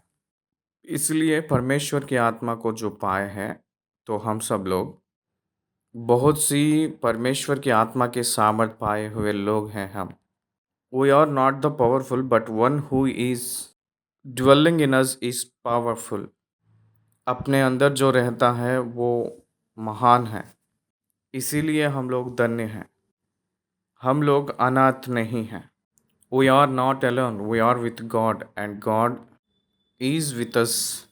इसीलिए परमेश्वर की प्रजा सरकार को वो लोग सामना किए थे। सिंगल पर्सन्स प्रजा के सरकार को सामना किए थे। पूरे राज्य को सामना किए थे। Because of the spirit in them. इसलिए हम लोग साधारण लोग नहीं। बहुत सामर्थ्य के रूप में परमेश्वर हम लोग को बनाने के लिए इच्छा किए हैं। उसके बाद वो 19वीं वचन से क्या कहे थे पता है? 19 वचन में मैं जीवित हूँ तुम भी जीवित रहोगे कहकर कह रहे हैं। इसका मतलब विश्वासियों को मृत्यु नहीं है। शारीरिक मृत्यु कहकर जो अनुग्रह को छोड़ आग की भट्टी के मृत्यु नहीं है। सेपरेशन फ्रॉम गॉड वो नहीं है। मैं जीवित हूँ आप लोग भी जीवित रहोगे कहकर जो कह रहे थे, उसका अर्थ क्या है? दो यू सिन। बहुत सावधानी से सुनिए। वेरी डेंजरस स्टेटमेंट पास कर रहा हूँ। ध्यान से सुनिए। दो यू सिन, अगर आप पाप किए तो भी यीशु मसीह के कर एक उत्तर देने वाले हैं। पवित्र आत्मा के कर जो कबूल करने वाला एक है। इसलिए आपके उद्धार निरंतर रहकर आप जीवित रहेंगे। आप पाप किए तो पाप में स्थिर नहीं रहोगे, क्योंकि एक अलार्म होली स्पिरिट गॉड आपके इनर मैन को देते ही रहते हैं। आप तुरंत आधीन होकर पछताव करने वाले कोमल स्वभाव, नम्र स्वभाव आप में पवित्र आत्मा परमेश्वर रखे रहते हैं। A believer cannot sin successful. A believer cannot live in sin wilfully. वो बहुत गिड़गिड़ाएगा। देखिए, बकरा जो है वो दलदल में नहीं रहता है, गंदी नाली में नहीं रहना चाहता है। उसमें सुअर ही रहती है। अविश्वासी पाप को चूसता है, लेकिन विश्वासी पाप किए तो वो रोएगा, पश्चाताप करेंगे, रोएंगे, गिड़गिड़ाएंगे, मुझे छुटकारा दो कहकर वो प्रार्थना विनती करेगा। It's all because of the Holy spirit dwelling in him. ये पूरा पवित्र आत्मा उस मनुष्य में रहने के वजह से होता है। इसलिए उस मनुष्य को मृत्यु नहीं है। आग की भट्टी में वो लोग जाने का ज़रूरत नहीं। बहुत से प्रीचर्स आज परमेश्वर जो दिया है उद्धार के बारे में वो अपवित्र रूप में बात कर रहे हैं। क्या रोमियों के पत्री 5 अध्याय उसकी आखिरी वचन क्या कह रही हैं? जहाँ पाप बढ़ती है वहाँ अनुग्रह और बहुत विस्तार से बढ़ेगी। इसलिए पाप में स्थिर रहोगे, अनुग्रह विस्तार हो रहा है कहकर वैसे नहीं कहना। इसका मतलब हम लोग पाप किए हैं तो पाप करते ही रहेंगे कहकर अर्थ है क्या? जब तक शरीर में है हम लोग पाप करने का मौका है। God allowed it God allowed it until the physical death. इसीलिए पवित्र आत्मा के संचालक को अपने अंदर रखे हैं। इसका मतलब अगर हम लोग पाप करेंगे कहकर परमेश्वर को पता होकर पवित्र आत्मा परमेश्वर को अपने अंदर रखकर और अपने पापों को कबूल करवा के शुद्धिकरण करके और पवित्र बनाते हैं। हर एक व्यक्ति को जो विश्वास करते हैं, हर एक अपवित्रताई से पवित्र आत्मा ही मनुष्य को जो विश्वास करता है उसको पवित्र करते हैं। विश्वासी पवित्र के रूप में निरंतर बनाया जाता है। एक माँ अपने पिता को शुद्ध कर किए जैसे वो हमेशा शुद्ध करते ही रहेंगे। वो जो बेटा बड़ा हुए के बाद में वो शुद्ध को सीखता है। आध्यात्मिक रूप में हम लोग बड़े हुए के बाद हम लोग परमेश्वर के पास आना सीखते हैं। Until then the Holy Spirit God take care of us। 21वें वचन में इस प्रकार के रूप में प्रभु ने कह रहे हैं, जिसके पास मेरी आज्ञाएं रखता है और जो मुझसे प्रेम रखता है उससे मेरा उससे मेरा पिता प्रेम रखेगा और मैं उससे प्रेम रखूंगा और अपने आप को उस पर प्रकट करूंगा। अगर हम लोग यीशु मसीह को प्रेम करने के कर अपने मुंह से कहे तो उसका सबूत ये है कि उनकी आज्ञाओं को पालन करना, उस आज्ञाओं को हम लोग अनुकरण करना। वो जो दिए हैं आज्ञा वो क्या है पता है आपको? तो अपने समान अपने पड़ोसी से प्रेम करो। ये आज्ञा व्यवस्था को परिपूर्ण करने वाली आज्ञा। इसमें सब कुछ आ जाएगा। आप उद्धार पाए हैं, जो उद्धार नहीं पाया था आपके पड़ोसी को उद्धार पाना है कहकर आप लोगों प्रेम करके सुसमाचार की प्रचार करो। ये एक प्रामुख्य आज्ञा है। कलीसिया को परमेश्वर जो दिए थे वो एक महा आज्ञा है। सारे सृष्टि में जाकर सुसमाचार को प्रचार करो। सारी सृष्टि पे जाओ कहते, सबको सुसमाचार प्रचार करो कहते। यहाँ कुछ अद्भुत बातें मैं दो बताऊंगा, सुनिए ध्यान से। सारे दुनिया के किनारे तक जाओ कहकर कहे सो जब कितने देश हैं, कितने भाषाएं हैं, कितने संस्कृत हैं, कितने धर्म हैं, कितने अलग अलग शाख हैं, अलग अलग भाग हैं, लेकिन प्रभु ने कहे थे कि सारे दुनिया पे जाओ। यीशु मसीह ये सारे चीज़ों से बढ़कर हैं। When he commanded disciples to go to all the universe, all the earth, all the world, he is powerful than anything on this earth। ये सारे दुनिया से सबसे भी वो सामर्थी हैं। वो आज्ञा को पालन करते हैं।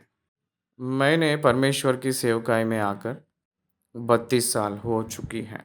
ये 32 सालों में मैंने यीशु से प्रेम करता हूँ कहकर कहने के लिए एक सबूत ये है कि उनकी आज्ञा को मैंने अंगीकार किया हूँ और उसको पालन भी किया हूँ। Every day I am preaching gospel. Every day I am preaching gospel. हर दिन मैं सुसमाचार को प्रचार कर रहा हूँ। इसलिए परमेश्वर को जो प्रेम करता है वो अपने भाई को भी वो प्रेम करता है। अपने जो भाई को प्रेम नहीं करता है वो परमेश्वर से भी प्रेम नहीं करता है। परमेश्वर को प्रेम कर रहा हूँ कहकर अपने भाई को जो प्यार नहीं कर सकता है तो वो परमेश्वर को प्रेम नहीं कर रहा है, सिर्फ बोल रहा है बस मुंह से। परमेश्वर से हम लोग प्रेम कर रहे हैं कहकर भाई से प्रेम करने में ही पता चलेगा। इसलिए कलीसिया विश्वव्यापी है। कलीसिया के व्यक्तियों से प्रेम करती है। एक अंग दूसरे अंग को प्रोटेक्ट किए जैसे कलीसिया में व्यक्तियों को प्रोटेक्ट कर लेना चाहिए। That is the love of Jesus Christ. यीशु मसीह को प्रेम करने का मतलब कलीसिया में विश्वासियों को प्रेम करना। यीशु मसीह को नफ़रत करने का मतलब कलीसिया को नफ़रत करना। आज के ज़माने में बड़े बड़े कलीसियाओं में बड़े बड़े परमेश्वर के दास लोग बाकी जो उद्धार पाए हुए विश्वासियों को, परमेश्वर के सेवकाई करने वालों को अंगीकार मत किया करो, उन लोगों को घर पे मत आने दो कहकर कहते हैं। इससे बढ़कर घोर पाप और कुछ नहीं है। हम लोग मसीह के वजह से यूनाइट होकर हम लोग रह रहे हैं, लेकिन बहुत से लोग अपने स्वार्थ के लिए, धन की लालच के वजह से अलग अलग बातें बोलते हुए कलीसिया को तितर-बितर कर रहे हैं, चेत-पात कर रहे हैं। यीशु मसीह कलीसिया हैं, कलीसियाएँ नहीं। अलग-अलग प्रकार के रूप में जो रहा हुआ, अलग-अलग जगहों में रहा हुआ कलीसियाएँ यीशु मसीह के, उनके नाम से, इनके नाम से ग्रुप्स के रूप में एक्सप्लेन कर लेते हैं। लेकिन सार्वत्रिक कलीसिया वो एक ही कलीसिया, वो यीशु मसीह का ही कलीसिया है। वो सब लोग अंग है एक दूसरे। Divinity, don't promote the division among the church और churches. Church is already united by the spirit of God. परमेश्वर के सामर्थ्य अधिकार आत्मा के नीचे सारी दुनिया के कलीसिया एकता में है। इसमें कोई भेदभाव नहीं है, अंतर नहीं है। This is perfectly truth. उसके बाद प्रभु ने ये बात कहे थे, 21 वचन में लिखा है कि जो मुझसे प्रेम रखता है उससे मेरे पिता प्रेम रखेगा। It is also one of the proof. ये भी एक सबूत है पिता के वजह से हम लोग प्यार किया जा रहे हैं। ये इसमें हमको समझ आता है। मेरे 32 साल की सेवकाई में मेरे पालन पोषण, मेरा रेस्पॉन्सिबिलिटीज, मेरे ड्यूटीज फुलफिलमेंट परमेश्वर के प्रेम की वजह से ही मैंने पाया हूँ और देखा भी हूँ। मेरे हर एक ज़रूरत फिलिपियों के 4 अध्याय की 19 आयत के वजह से मुझे जो प्रेम कर रहे हैं और प्रेम दिखा रहे हैं जो परमेश्वर, वो अपने महिमा के जो संपत्ति से पूरा किए हैं। मैं जो संकल्प किया था, योजना बनाया था, बजट इतना होगा कहकर, उसको ही प्रोवाइडेड एंड मेंटेन, वो हमें दिए हैं। वही हमको अनुग्रह किए थे और निर्वाहन किए थे। That's my testimony about God. परमेश्वर के वजह से मेरा गवाही है ये, ध्यान दीजिएगा। इसलिए परमेश्वर के वजह से मैं प्रेम कर पा रहा हूँ, क्योंकि मैंने यीशु मसीह को प्रेम कर रहा हूँ। इसलिए पिता ने हमें प्यार कर रहे हैं कहकर जो बात आपको पता चलना है। उसके बाद क्या हुआ वचन को देखे, 21 वचन की आखिरी लाइन में, और मैं उससे प्रेम रखूँगा और प्रेम ही नहीं और क्या करूँगा देखिए, और अपने आप को उस पर प्रकट करूँगा। I will give him revelations. Bible पढ़ते समय the revelation of the son of God, परमेश्वर के पुत्र के बारे में जो प्रत्यक्षताएं अद्भुत रीति से पता चलता है। यीशु मसीह ने हमें उत्पत्ति से लेकर प्रकाशित वाक्य तक हर एक ग्रंथ में, हर एक चैप्टर में, हर एक पुस्तक में वो कौन है, कहाँ है, कैसे है, वचन किसके बारे में बता रही है। और कोई भी जो पहचान नहीं पाते हैं उतना स्पष्ट रूप में आप परमेश्वर के वचन में यीशु मसीह को पहचान पाओगे। मैं प्रकट करूँगा उस पर कहकर कहते, उसका मतलब हर दिन आके अटेंडेंस ले लेंगे कहकर नहीं, अटेंडेंस में प्रेजेंट बोलेंगे कहकर नहीं, हर दिन सपने में आकर बात करेगा कहकर नहीं। You can understand the scripture about Christ. यीशु मसीह के बारे में लिखित की ज्ञान, लिखित की जागरूकता, वो अपने आप को प्रकट कर लेंगे। कौन? यीशु मसीह। इसका मतलब अपने आप को उस पर प्रकट करूँगा का अर्थ यही है। He will reveal himself from the scriptures, not from outside. यीशु मसीह अपने आप को प्रकट करना वचन में से और किसी में से नहीं। बहुत से लोग खुदा ने मुझे दिखाई दे रहे हैं कहकर कहते हैं, सपना में आ रहे हैं डेली। ये सब जो है झूठा बातें हैं। परमेश्वर किसी को दिखेंगे नहीं। परमेश्वर दिखना क्या है? परमेश्वर की प्रत्यक्षता पता चलती है। परमेश्वर की प्रत्यक्षता पता चलेगी। हमारे घर के पड़ोसी एक परिवार रहता था हमारे छोटेपन में। एक बार उनके घर पे एक मेहमान आए थे, रिश्तेदार। वो मेहमान जब आए थे, वो रिश्तेदार ने हमारे पड़ोसी के परिवार में आते ही उस परिवार के मालिक, हमारे पड़ोसी, हमारे पिताजी के पास आए थे हमारे जो घर पे आए थे, उस रिश्तेदार को यीशु मसीह ने ऑनलाइन वाईफ़ाई के रूप में दिखाई दे रहे हैं। हवा में देखकर वो लोग बात कर रहे हैं और उस व्यक्ति को सुनाई दे रही हैं। वो हवा में बात करते हैं प्रभु से, "यू कम एंड सी।" आप लोग भी परमेश्वर के ही संतान हैं ना? आइए हमारे घर पे, जो अतिथि हमारे घर पे आए हैं, परमेश्वर से डायरेक्टली बात करने वाली एक अतिथि हैं। परमेश्वर को डायरेक्टली देखते हुए और वो मगन होने वाली अतिथि हैं। हमारे घर पे है, आइए देखिए कहकर बुलाए थे हमें।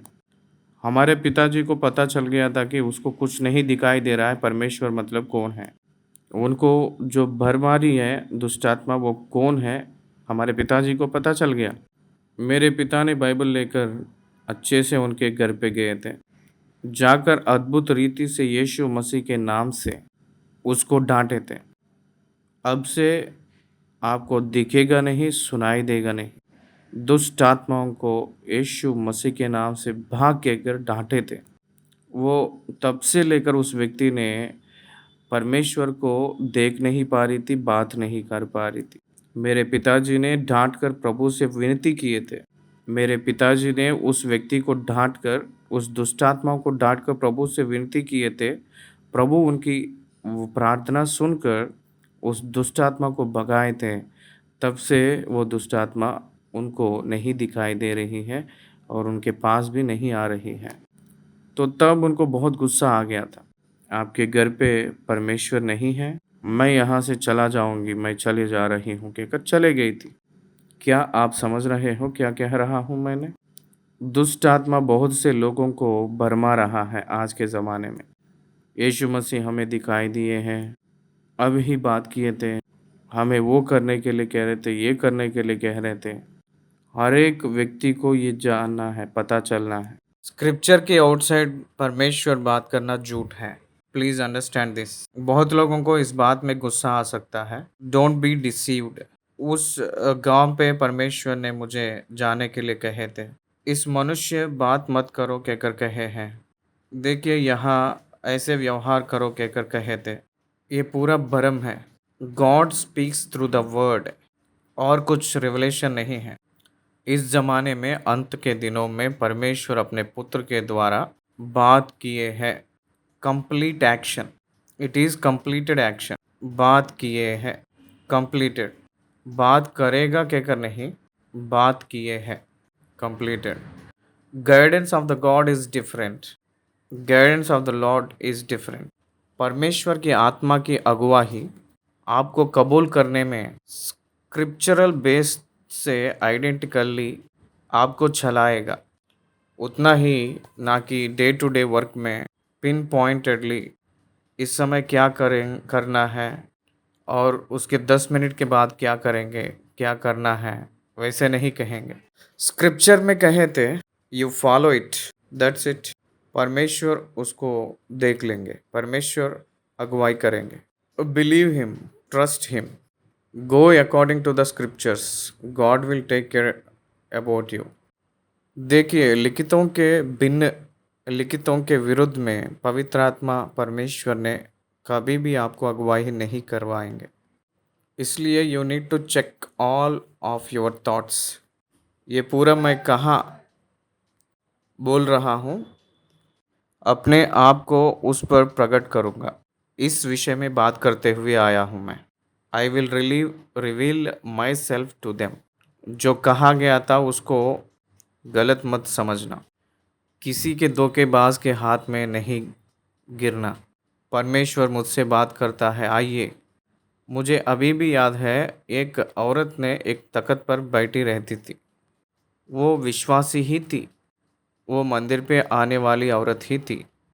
तो बैठकर वो शुरू करती थी, आपके कंगन खो गया है क्या, आपके नक आपके ईयररिंग्स खो गए हैं क्या कहकर वो पूछती थी। बहुत से लोग, भीड़ इकट्ठा होती थी उसके पास। मैंने उस औरत को बुलाकर बोला था, तेरे अंदर दुष्ट आत्मा है कहकर।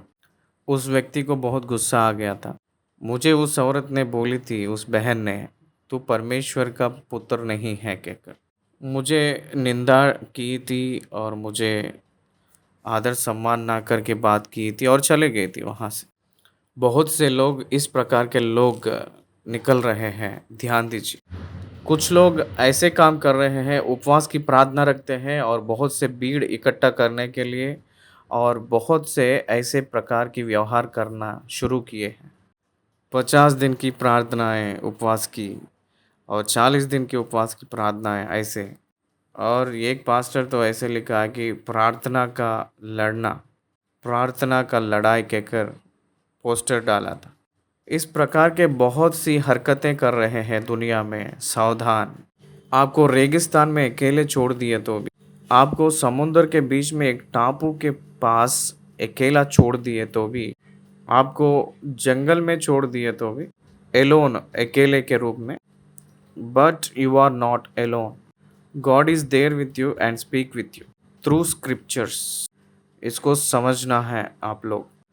क्या आपको एक बात पता है? You are protected one. आप रक्षा किए हुए व्यक्ति हो। आपको जो भी हो रहा है घटनाएँ, वो सब कुछ परमेश्वर ने अगुवाई कर रहे हैं। So don't worry about anything happening to you. Even the physical death cannot do any harm to you. मृत्यु तो हुए तो भी, भौतिक मृत्यु आपको कुछ भी हानि नहीं कर सकता। परमेश्वर के प्रेम से आपको कोई कुछ भी दूर नहीं कर सकता।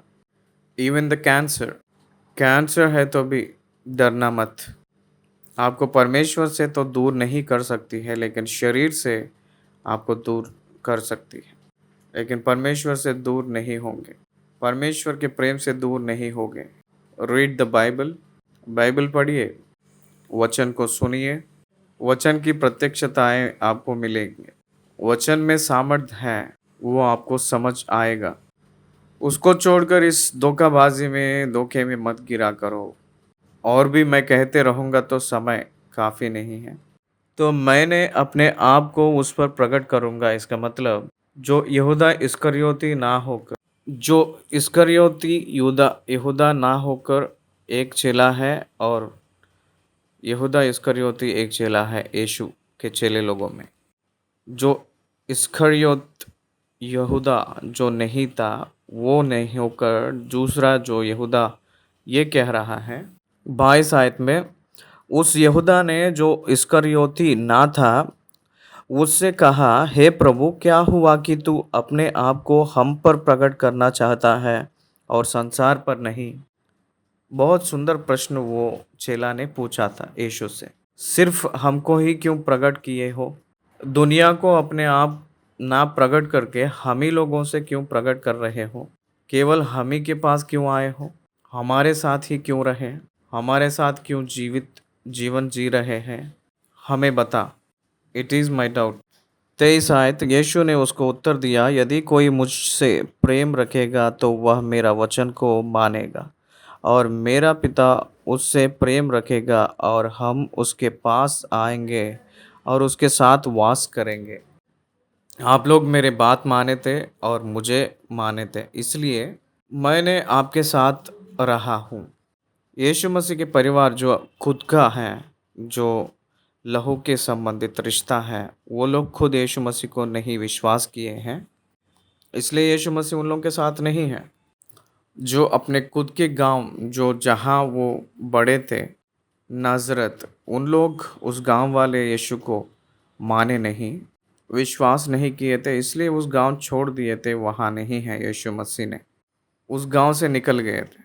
प्रधान याजक उनको अंगीकार नहीं किए थे, उनको विश्वास नहीं किए थे, इसलिए उन लोगों के साथ वो नहीं थे। तो हम ही लोगों के साथ क्यों है कहकर पूछे तो, आप लोग मुझसे प्रेम किए हैं और मेरे बातों पर विश्वास किए हैं, मुझे अंगीकार किए थे, इसीलिए मैं आपके साथ रह रहा हूँ। यीशु मसीह क्यों कलीसिया के साथ है और कलीसिया के बाहर क्यों नहीं कहकर पूछे तो, कलीसिया को इसलिए प्रेम किए हैं कारण कलीसिया उनको विश्वास करने लगी। कलीसिया विश्वास किया हुआ जन का भीड़ है, इसलिए यीशु मसीह उन लोगों के साथ रह रहे हैं। उन्हीं लोगों को अपने आप को प्रकट कर लिए थे और उन्हीं लोगों के साथ वो रहने लगे। Even today it is happening. यीशु मसीह क्यों मेरे ही साथ हैं? मेरे हाउस वार्नर अनबिलीवर उनके साथ क्यों नहीं है?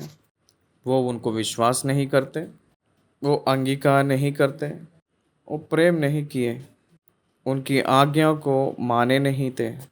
लेकिन मैं तो यीशु मसीह को विश्वास किया हूँ, अंगीकार किया था, प्रेम कर रहा हूँ, उनकी आज्ञा का पालन कर रहा हूँ। मुझे बहुत दोस्त लोग पूछते हैं कि क्या आएगा तू वचन बोले तो? क्या समझ आ रहा है? What you will gate. मेरे पत्नी ने एक गवर्नमेंट जॉब होल्डर है, वो काम करती है और उनको सैलरी मिलता है। उसी रीति से तुझे क्या आएगा कहकर पूछते हैं मेरे दोस्त। मैं 22 साल से मुफ्त में टीवी में प्रचार कर रहा हूँ। यही मेरा प्रामुख्य काम के रूप में मैं नियुक्त कर लिया था। इसका मतलब what you will get through that कहकर पूछे थे। कितना आता है बताओ? I never take single N P suddenly. मैंने 22 सालों से मैंने तनख्वाह नहीं लिया था इस विषय में। मेरा कार और मेरा मोटर बाइक का इंस्टॉलमेंट्स मैं कभी भी नहीं इस विषय में इसमें से लाभ पाकर दिया नहीं। मेरा व्हीकल का पेट्रोल और डीजल ऑफिस के कामों के लिए मैं कभी भी यूज़ नहीं किया था। सोचिए इस बात पर। परमेश्वर ने मुझे पोषण किए थे। परमेश्वर के जन, परमेश्वर के संतान, मैं सेवकाई कर रहा हूँ कहकर मेरे ज़रूरतों पूरी करने के लिए उनके द्वारा परमेश्वर ने मदद किए हैं। That's not a permanent income for me. परमेश्वर जिसको किस रीति से कैसे इस्तेमाल करे और कैसे भेजे कहकर वो सोचकर वो भेजे थे। दुनिया में कितने भी लोग हो, लेकिन मेरा गवाही ये है कि मैं ज़िंदगी भर तृप्त से मैं जियाता जी भी रहा हूँ। आपको क्या आएगा? What is the salary you are getting कहकर पूछते हैं। I am not working for money, I am working for the reward from that God, because I love him, because he saved me. क्या आपको समझ आ रहा है? या दुनिया वालों को समझ नहीं आएगा? अरे कुछ तो आता होगा, कुछ भी ना हुए तो ना आए तो क्यों करेगा इतना बड़ा काम? पता नहीं। परमेश्वर पर विश्वास जो नहीं करते वो लोग बहुत से बातें करते हैं। परमेश्वर को जानने वाले हम लोग परमेश्वर को प्रेम कर रहे हैं, इसलिए पिता परमेश्वर, पुत्र परमेश्वर, पवित्र आत्मा परमेश्वर हम में निवास कर रहे हैं। That is the great gift. सारे सृष्टि का मालिक सृजनहारा ही मेरे अंदर है, तो आपके अंदर है। बहुत से लोग कहते हैं कि परमेश्वर अपने सब के अंदर है, वो गलत है। परमेश्वर सब में नहीं है। परमेश्वर यीशु मसीह के नाम पर जो विश्वास करते हैं उन्हीं लोगों के अंदर केवल है। ये वचन बोल रही है। इसलिए बहुत से मिसकंसेप्शंस है दुनिया में, उसके साथ वो लोग भी बह रहे हैं। आज के ज़माने में मीडिया का बढ़ोतरी हुए के बाद अचंभ की बात यह है कि सब लोग अपने अपने जो अभिप्राय सोशल मीडिया में रख रहे हैं, सोच, कितने झूठे सोच वो लोग वचन के भिन्न अलग अलग प्रकार के सोच जो धर्म की प्रचार कर रहे हैं, वो लोग जब करते समय अचंभ लगता है। कुछ लोग मसीह के प्रचारक लोग अलग अलग रूप में अचंभ रूप में रहता है। Scripture is the base. वचन ही निर्भर है। इसलिए यीशु मसीह ने कहे थे कि हे मेरे वचन को मानेगा और मेरा पिता उससे प्रेम रखेगा और हम उसके पास आएंगे और उसके साथ वास करेंगे। We dwell among them. पुराना नियम में परमेश्वर भौतिक रूप में चिन्ह दिए थे। बादल ऊपर उठना, मिलाप वाली तंबू उनके बीच में रहना। इस समय आउटसाइड से लेकर इनसाइड में बदला है। कुछ काल पहले यीशु मसीह लहू को नहीं बहाए थे, उनके दृष्टि किए जैसे किए थे। लेकिन इस समय तो हम लोग देखने का ज़रूरत नहीं, परमेश्वर अपने साथ है या नहीं हमें खुद पता चलता है। In your spirit you know God is with you or not. Yes, हमें समझ आती है हम लोग पहचानना है। 24 आयत, जो मुझसे प्रेम नहीं रखता वह मेरे वचन नहीं मानता, और जो वचन तुम सुनते हो वह मेरा नहीं वरन पिता का है जिसने मुझे भेजा। जो आप लोग सुन रहे हैं वो बात मेरा नहीं, वो मुझे जो भेजा है उस पिता का है। मुझे जो प्रेम नहीं करता है वो मेरी बात नहीं मानेगा। मैंने बहुत से विश्वासियों को देख रहा हूँ कि जो मैं विश्वासी हूँ कि अगर बोल लेते हैं उन लोगों को, उन लोग परमेश्वर की बात ना मानकर वो अपने स्वयं ज्ञान के ऊपर निर्भर होकर बहुत से लोग दिखाई दे रहे हैं। इसलिए इसलिए they are not able to experiencing the God in them. उन लोग में परमेश्वर है कहकर जो बात ही भूल गए थे वो लोग। वैसे बहुत से लोग हैं कलीसिया में आते हैं और बैठ देते हैं, लेकिन मन फिराव कहकर बोलेंगे तो वो लोग मानेंगे नहीं। उन लोगों को और दुनिया वालों को कुछ अंतर नहीं होता है। They speak like all others and they do like all others. They do like all others. They live like all others. They think like all others. दुनिया जैसे सोचती है वैसे सोचते हैं। दुनिया जैसे बात करती है वैसे बात करते हैं। दुनिया जैसे सोचती है वैसे सोचते हैं। दुनिया जैसे काम करती है वैसे काम करते हैं। नो, परमेश्वर के जन वैसे नहीं रहेंगे। They are different. Their thoughts are different. Their actions are different. Their opinions are different. Their understandings are different. Their minds are different. They are different people. प्रत्येक किए हुए जन, ये कभी भी भूलना नहीं। 24 आयत में हम लोग देख रहे हैं कि जो मुझसे प्रेम नहीं रखता वह मेरे वचन नहीं मानता। परमेश्वर की बातों को जो मानता है वो परमेश्वर की इच्छा को पूरी करता है। जो नहीं करता है वो परमेश्वर की इच्छा को पूरा नहीं कर सकता। तो देखिए यहाँ 25वीं आयत को हम लोग पढ़ लें। ये बातें मैंने तुम्हारे साथ रहते हुए तुमसे कही, परंतु सहायक अर्थात पवित्र आत्मा जिसे पिता मेरे नाम से भेजेगा वह तुम्हें सब बातें सिखाएगा और जो कुछ मैंने तुमसे कहा है वो सब तुम्हें स्मरण कराएगा। सहायक, पवित्र आत्मा की टाइटल है ये। सहायक का मतलब ही पवित्र आत्मा, परमेश्वर। पवित्र आत्मा परमेश्वर विश्वासी को एक सहायक है। ये यीशु के नाम से, पिता के नाम से, पिता की ओर से भेजा जा रहा है। बाइबल में हमें पिता, पुत्र, पवित्र आत्मा का नाम मतलब यीशु मसीह ही है। यीशु मसीह कह रहे हैं कि मेरे नाम से पिता ने भेज रहे हैं कहकर कह रहे हैं। इसका मतलब मेरे नाम का मतलब उनके नाम के कलीसिया में ही पवित्र आत्मा परमेश्वर भेजा जा रहा है। मेरे नाम से भेजा जा रहा है। मेरे नाम से भेज रहे हैं इसका मतलब उनके नाम पर विश्वास जो करते हैं उन्हीं लोगों को ही केवल वो एक सहायक के रूप में रह रहे हैं कहकर अर्थ है। वो जो मैंने आपसे बोला था उस बातें स्मरण दिलाएंगे। The major duty of the Holy Spirit, यीशु मसीह जो कहते उस बातों को स्मरण दिलाना। क्यों स्मरण दिलाना, क्या ज़रूरी है? याद दिलाने के वजह से अपनी वाचा में हम लोग खड़े रहेंगे, स्थिर रहेंगे। यीशु मसीह अपने निमित्त जो किया हुआ नया नियम में हम लोग स्थिर रहना है। इसका मतलब पवित्र आत्मा परमेश्वर हमें ज़रूरी है।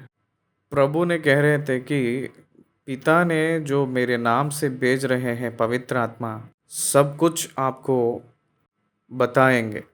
वो जो बातें मेरे बातों से ही, वो जो प्रचार मेरे बातों से ही। अगर कोई व्यक्ति खड़े होकर पवित्र आत्मा मेरे ज़रिया बात कर रहा है कहकर अपने खुद की व्याख्यान विवरण दिए तो वो सही नहीं। Through scriptures he will guide and preach. पवित्र आत्मा परमेश्वर कैसे अगुवाही करेगा कहकर पूछे तो स्क्रिप्चर्स से। कैसे बात करवाएंगे मतलब वचन के ज़रिया, स्क्रिप्चर के द्वारा।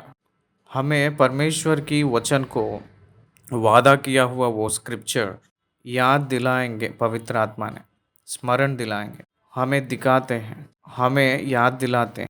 हम लोगों को चले जैसे एंकरेज करेंगे, प्रोत्साहन करेंगे। 27 वचन बहुत महत्वपूर्ण वचन है। मैं तुम्हें शांति दिए जाता हूँ, अपनी शांति तुम्हें देता हूँ। जो संसार देता है मैं तुम्हें नहीं देता। तुम्हारा मन व्याकुल ना हो और ना डरे। शांति देता हूँ। दिए जाता हूँ, दिए जाता हूँ, कंप्लीटेड एक्शन। जाता हूँ, वो जाते हुए कहते, मैंने जाने वाला हूँ कि जाते समय आपको शांति देकर जा रहा हूँ। ये जो दुनिया देती है वो शांति नहीं है, ये शांति। दुनिया जो देती है शांति, दुनिया की ओर से जो मिलता है वो कुछ दिन के बाद ख़त्म हो जाती है। लेकिन यीशु मसीह जो देते हैं वो शांति दुनिया के परिस्थितियों के वजह से डिस्टर्ब नहीं होगा। The spirit given us the peace which can not be disturbed by the world and consequences. दुनिया में जो होने संभव होने वाले परिस्थितियों, परमेश्वर के साथ शांति डिस्टर्ब नहीं होगा। Your salvation is permanent. indwelling of the Holy Spirit is permanent. You won't lose it. पवित्र आत्मा परमेश्वर निरंतर निवास करेंगे। आपके उद्धार निरंतर है, वो उद्धार खत्म नहीं होगा। इसलिए आपको जो यीशु मसीह दिए हैं वो शांति आपसे नहीं हटेगा। इसलिए प्रेरितों ने प्राण निकालने के परिस्थिति आए तो भी they didn't lose their peace in their hearts. पत्थरों से मारे तो भी स्तेफनुस के हृदय में शांति नहीं घटा है, शांति के रूप में है, इसलिए वो प्रार्थना कर पाए हैं, इन लोगों को क्षमा करो कहकर। इसीलिए परमेश्वर के शांति पवित्र आत्मा के जरिए अनुग्रह किया गया है, अनुग्रह किया गया है। इसलिए ये अपने वजह से नहीं हुआ है निकलने के लिए। The peace was given to us, the divine peace, एक दैविक शांति अपने अंदर रखा गया है। इसलिए हम लोग घबराने का ज़रूरत नहीं, व्याकुल होने का ज़रूरत नहीं, हम लोग डरने का ज़रूरत नहीं, कुछ भी डरने का ज़रूरत नहीं। Every condition is temporary.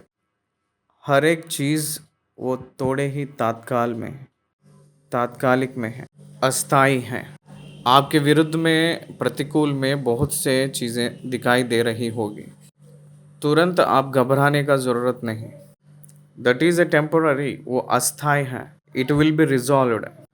तूफान आएगा, वो कुछ ही दिन आएगा, जल प्रलय के रूप में सुनामी आ जाएगा, लेकिन वो कुछ ही दिन रहेगा। इट विल गो, वो चले जाएगी, रहेगी नहीं।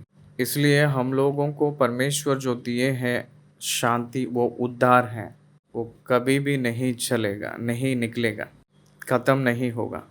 आत्मा में आपको क्षमा करने का परमेश्वर है, उसको भूलना नहीं। शैतान के बहुत बड़ा सा धोखा क्या है पता है? You will not forgiven any more. आप कभी भी क्षमा नहीं पाओगे।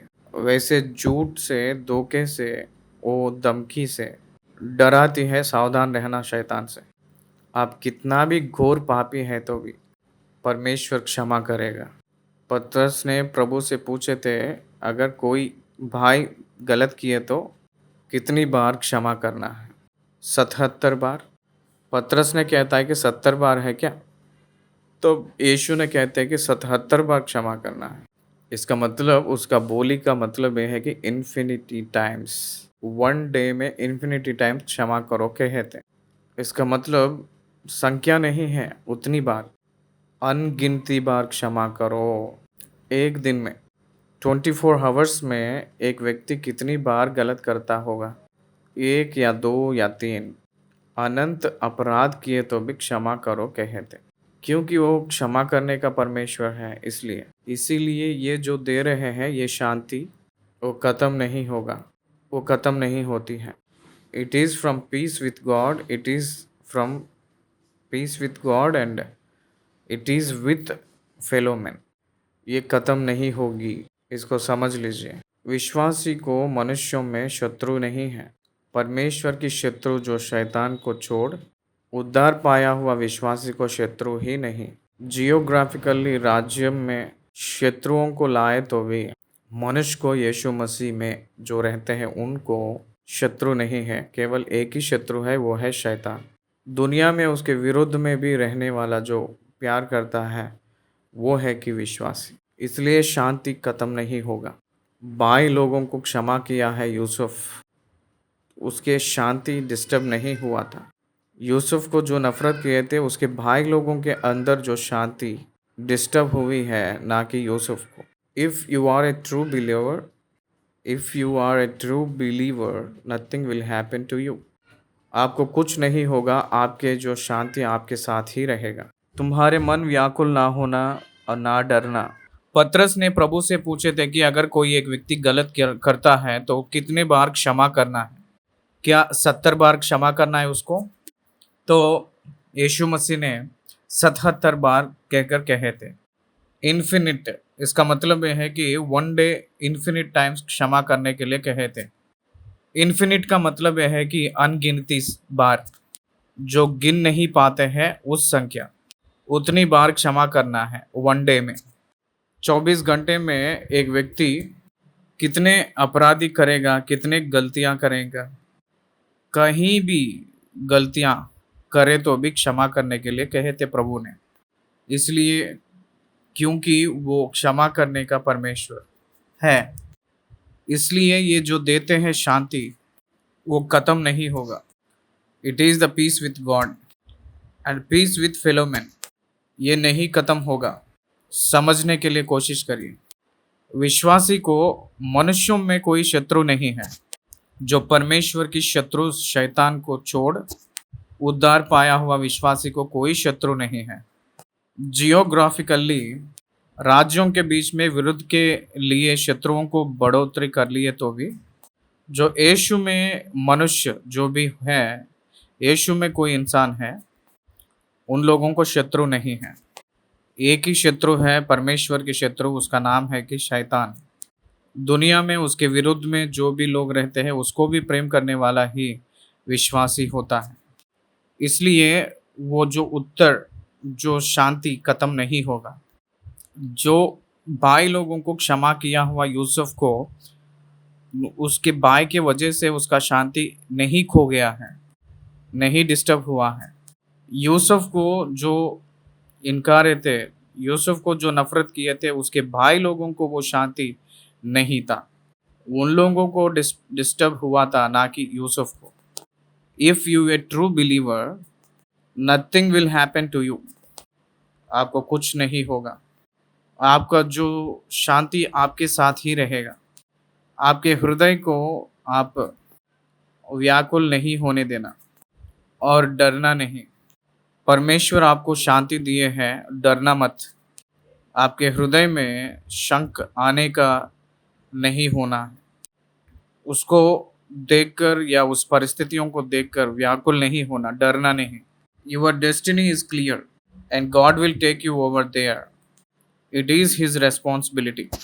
परमेश्वर वही खुद आपके लिए जो रखा है उस डेस्टिनी को लेकर जाएंगे। इसलिए डरना नहीं। कभी भी अलग सोच में होकर डरना नहीं। तुमने सुना कि मैंने तुमसे कहा, मैं जाता हूँ और तुम्हारे पास फिर आऊँगा। यदि तुम मुझसे प्रेम रखते तो इस बात से आनंदित होते कि मैं पिता के पास जाता हूँ, क्योंकि पिता मुझसे बड़ा है।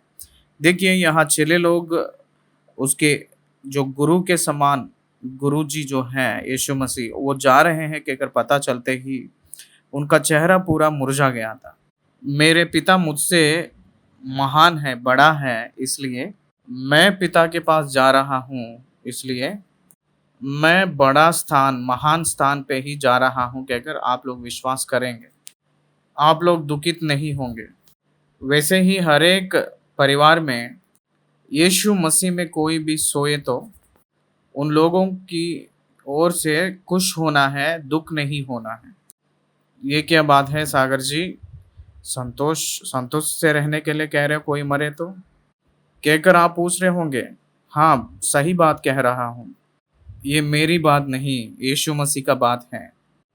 प्रभु के सम्मुख गए हैं, यहाँ से भी बड़ा स्थान है, महान स्थान है वो। इसीलिए हम लोग संतुष्ट होना है। That is the promotion of glory. उसके लिए हम लोग संतुष्ट होना है। परमेश्वर अपने शारीरिक मृत्यु के बारे में बात करते हुए, मैंने प्रभु के पास जा रहा हूँ। सच्ची में आप लोग मुझसे प्रेम करते हैं तो आप लोग खुश होंगे, दुखित नहीं होंगे और गुस्सा नहीं होंगे। ये जो घटना हुए सो जब, और मैंने अब इसके होने से पहले तुमसे कह दिया है कि जब वह हो जाए तो तुम विश्वास करें। ये जो बातें निश्चय पूरा होंगे। అయితే परंतु पहले ही क्यों मैं बता रहा हूँ कहकर पूछे तो ये जब होंगे तो आप लोग उसको विश्वास करना है, इसलिए मैं पहले ही बता रहा हूँ। उस प्रकार आप लोग जाने जैसे पहले ही बता रहा हूँ। मैं अब तुम्हारे साथ और बहुत बातें ना करूँगा, क्योंकि इस संसार का सरदार आता है, मुझ पर उसका कोई अधिकार नहीं। क्यों यहाँ प्रभु ऐसे बोल रहे हैं? क्योंकि शैतान यहूदा को तैयारी कर रहा था, इस्करियोती यहूदा को यीशु मसीह को सौंपने के लिए, पकड़वाने के लिए। गत्समनी वाटिका में थोड़ी देर के बाद प्रभु जाएंगे, इसलिए वहाँ यहूदा इस्करियोती आएगा, पकड़वाएगा। इसलिए इस दुनिया में वो आ रहा है, उससे मुझे कोई संबंध नहीं है कहकर कह रहे थे। यीशु मसीह को दुनिया की अधिकार से संबंध कुछ नहीं है। यहूदा इस्करियोती को जो सौंप रहे थे, यीशु मसीह को कोई संबंध नहीं है उसमें। वो खुद अपने आप को सौंप लिया था, ना कि यहूदा इस्करियोती। यहूदियों को यहूदी को यहूदियों को कंफर्म करवाया था, लेकिन अपने आप को सौंप लिया है वो यीशु मसीह ही है। उनको कोई पकड़वा नहीं पाएंगे, उनको कोई सौंप नहीं पाएंगे। परंतु यह इसलिए होता है कि संसार जाने की मैं पिता से प्रेम रखता हूँ, और जैसे पिता ने मुझे आज्ञा दी मैं वैसे ही करता हूँ। उठो यहाँ से चले। इस दुनिया के अधिकारी जो आ रहा है सरदार, वो कहाँ आ रहा था? गत्सिमनी वाटिका में, वो ऊपर की कोठरी में नहीं। उठो हम लोग चले कहकर कहने का मतलब, उठो यहाँ से चले कहकर जो शब्दों को कुछ लोग पढ़कर to escape from the evil spirit कहकर सोचते हैं, शैतान से हटकर बचने के लिए कहकर सोचते हैं, लेकिन नहीं। वो लोग जहाँ जाकर उसको पकड़वाना चाह रहे हैं यीशु को, यहूदा इस्करियोती ने जहाँ आकर पकड़वाने के लिए सोच रहा है, वहाँ यीशु मसीह जा रहे हैं। कोठरी पे परमेश्वर रहेंगे, शैतान आ नहीं पाएंगे। वो गत्समनी में आएगा, इसलिए यीशु मसीह वहां जा रहे थे। उठो यहाँ से चले कहकर कह रहे थे, यहाँ से उठकर चलो कहकर प्रभु उन लोगों को ले जा रहे हैं। उनको जो भी होने जा रहा है वो सारे बातों को जानकर यीशु मसीह खुद उस रीति से कर रहे थे। अगर हम लोगों को जो संभव होने के चीज़ों को अगर पहले ही पता चलता तो एस्केप होंगे हम लोग, लेकिन यीशु मसीह एस्केप नहीं हो रहे थे, लेकिन वो खुद जा रहे थे रिसीव करने के लिए। ये एक अद्भुत बात है। दुनिया में उनके ऊपर जय पाने वाला कोई नहीं है। दुनिया को जो जीता है वो अपना यीशु मसीह ही है। इसलिए ये 14वीं अध्याय हम लोगों को बहुत महत्वपूर्ण बातें हमें सिखा रही है। डॉक्ट्रिन ऑफ सैल्वेशन हमें पता चल रही है। होली स्पिरिट कौन है हमें पता चल रहा है। अपना सैल्वेशन क्या है हमें समझ आ रहा है। यीशु मसीह का क्रूस का मतलब क्या है हमें पता चल रहा है। कलीसिया को क्या होने जा रहा है वो हमें पता चल रहा है। डॉक्ट्रिन हमें समझ आ रहा है। इंडवेलिंग ऑफ द होली स्पिरिट हमें समझ आ रहा है। 14वीं अध्याय गंभीर सत्य को बताती है। आखिरी वचन परंतु कहकर जो लिखा है शब्द, परंतु यह इसलिए होता है कि संसार जाने की मैं पिता से प्रेम रखता हूँ। इसका मतलब संसार को पता चले जैसे तंड्री यानी पिता हमें जो बोले थे, आज्ञा दिए थे, वो मैं कर रहा हूँ कि अगर संसार जानने के लिए मैं ऐसे कर रहा हूँ। मैं पिता से प्रेम रखता हूँ कि अगर संसार जाने। परंतु कि अगर जो शब्द है वो ऊपर के वचन के संबंधित बात था। मुझ पर उसका कोई अधिकार नहीं है जो दुनिया का सरदार। परंतु क्या आपको समझ आया था? क्या आपको समझ आया है? इस दुनिया के सरदार से मुझे कोई संबंध नहीं है, परंतु पिता जो मुझे आज्ञा दिए थे, क्या कहकर गेत्सेमने वाटिका पे जाना है, वहाँ अपने आप को सौंपना है। वो एक पहाड़ पे ले जाएंगे, वहाँ आपके ऊपर पाप डाला जाएगा। ये सब उनको पता है। पिता की आज्ञा है, वो पिता की आज्ञा है। पिता को यीशु मसीह प्रेम कर रहे हैं कहकर दुनिया को पता चलने के लिए एक ही एक भरोसा, cross of Jesus Christ. The way he accepted the cross is the proof of the love of Jesus Christ to Father. उनके पिता परमेश्वर को पुत्र ने प्रेम कर रहे हैं कहकर पता चलने के लिए वो इस काम को किए हैं। प्रेम की सबूत काम वो ये है कि क्रूस क्रूस क्रूस मुझे और उस शैतान इस संसार के अधिकार को संबंध कुछ नहीं है। मुझको और पाप को कोई संबंध नहीं है, परंतु पिता से मैं प्रेम रखता हूँ कहकर संसार जानने के लिए मैं जो पिता कह रहे हैं आज्ञा उसको मैं पालन कर रहा हूँ।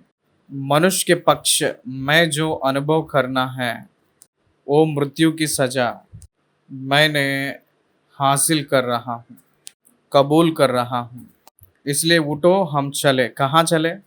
जहाँ वो आ रहा है वहाँ हम लोग चले। गत्समनी को आके वो वहाँ पकड़वाएगा, वहाँ चलेंगे। कलवरी पहाड़ पे ले जाएंगे, वहाँ हम लोग चले। उठो, Jesus is ready to die. मरने के लिए वो तैयार हैं। परंतु यहाँ एक विषय ध्यान करना है।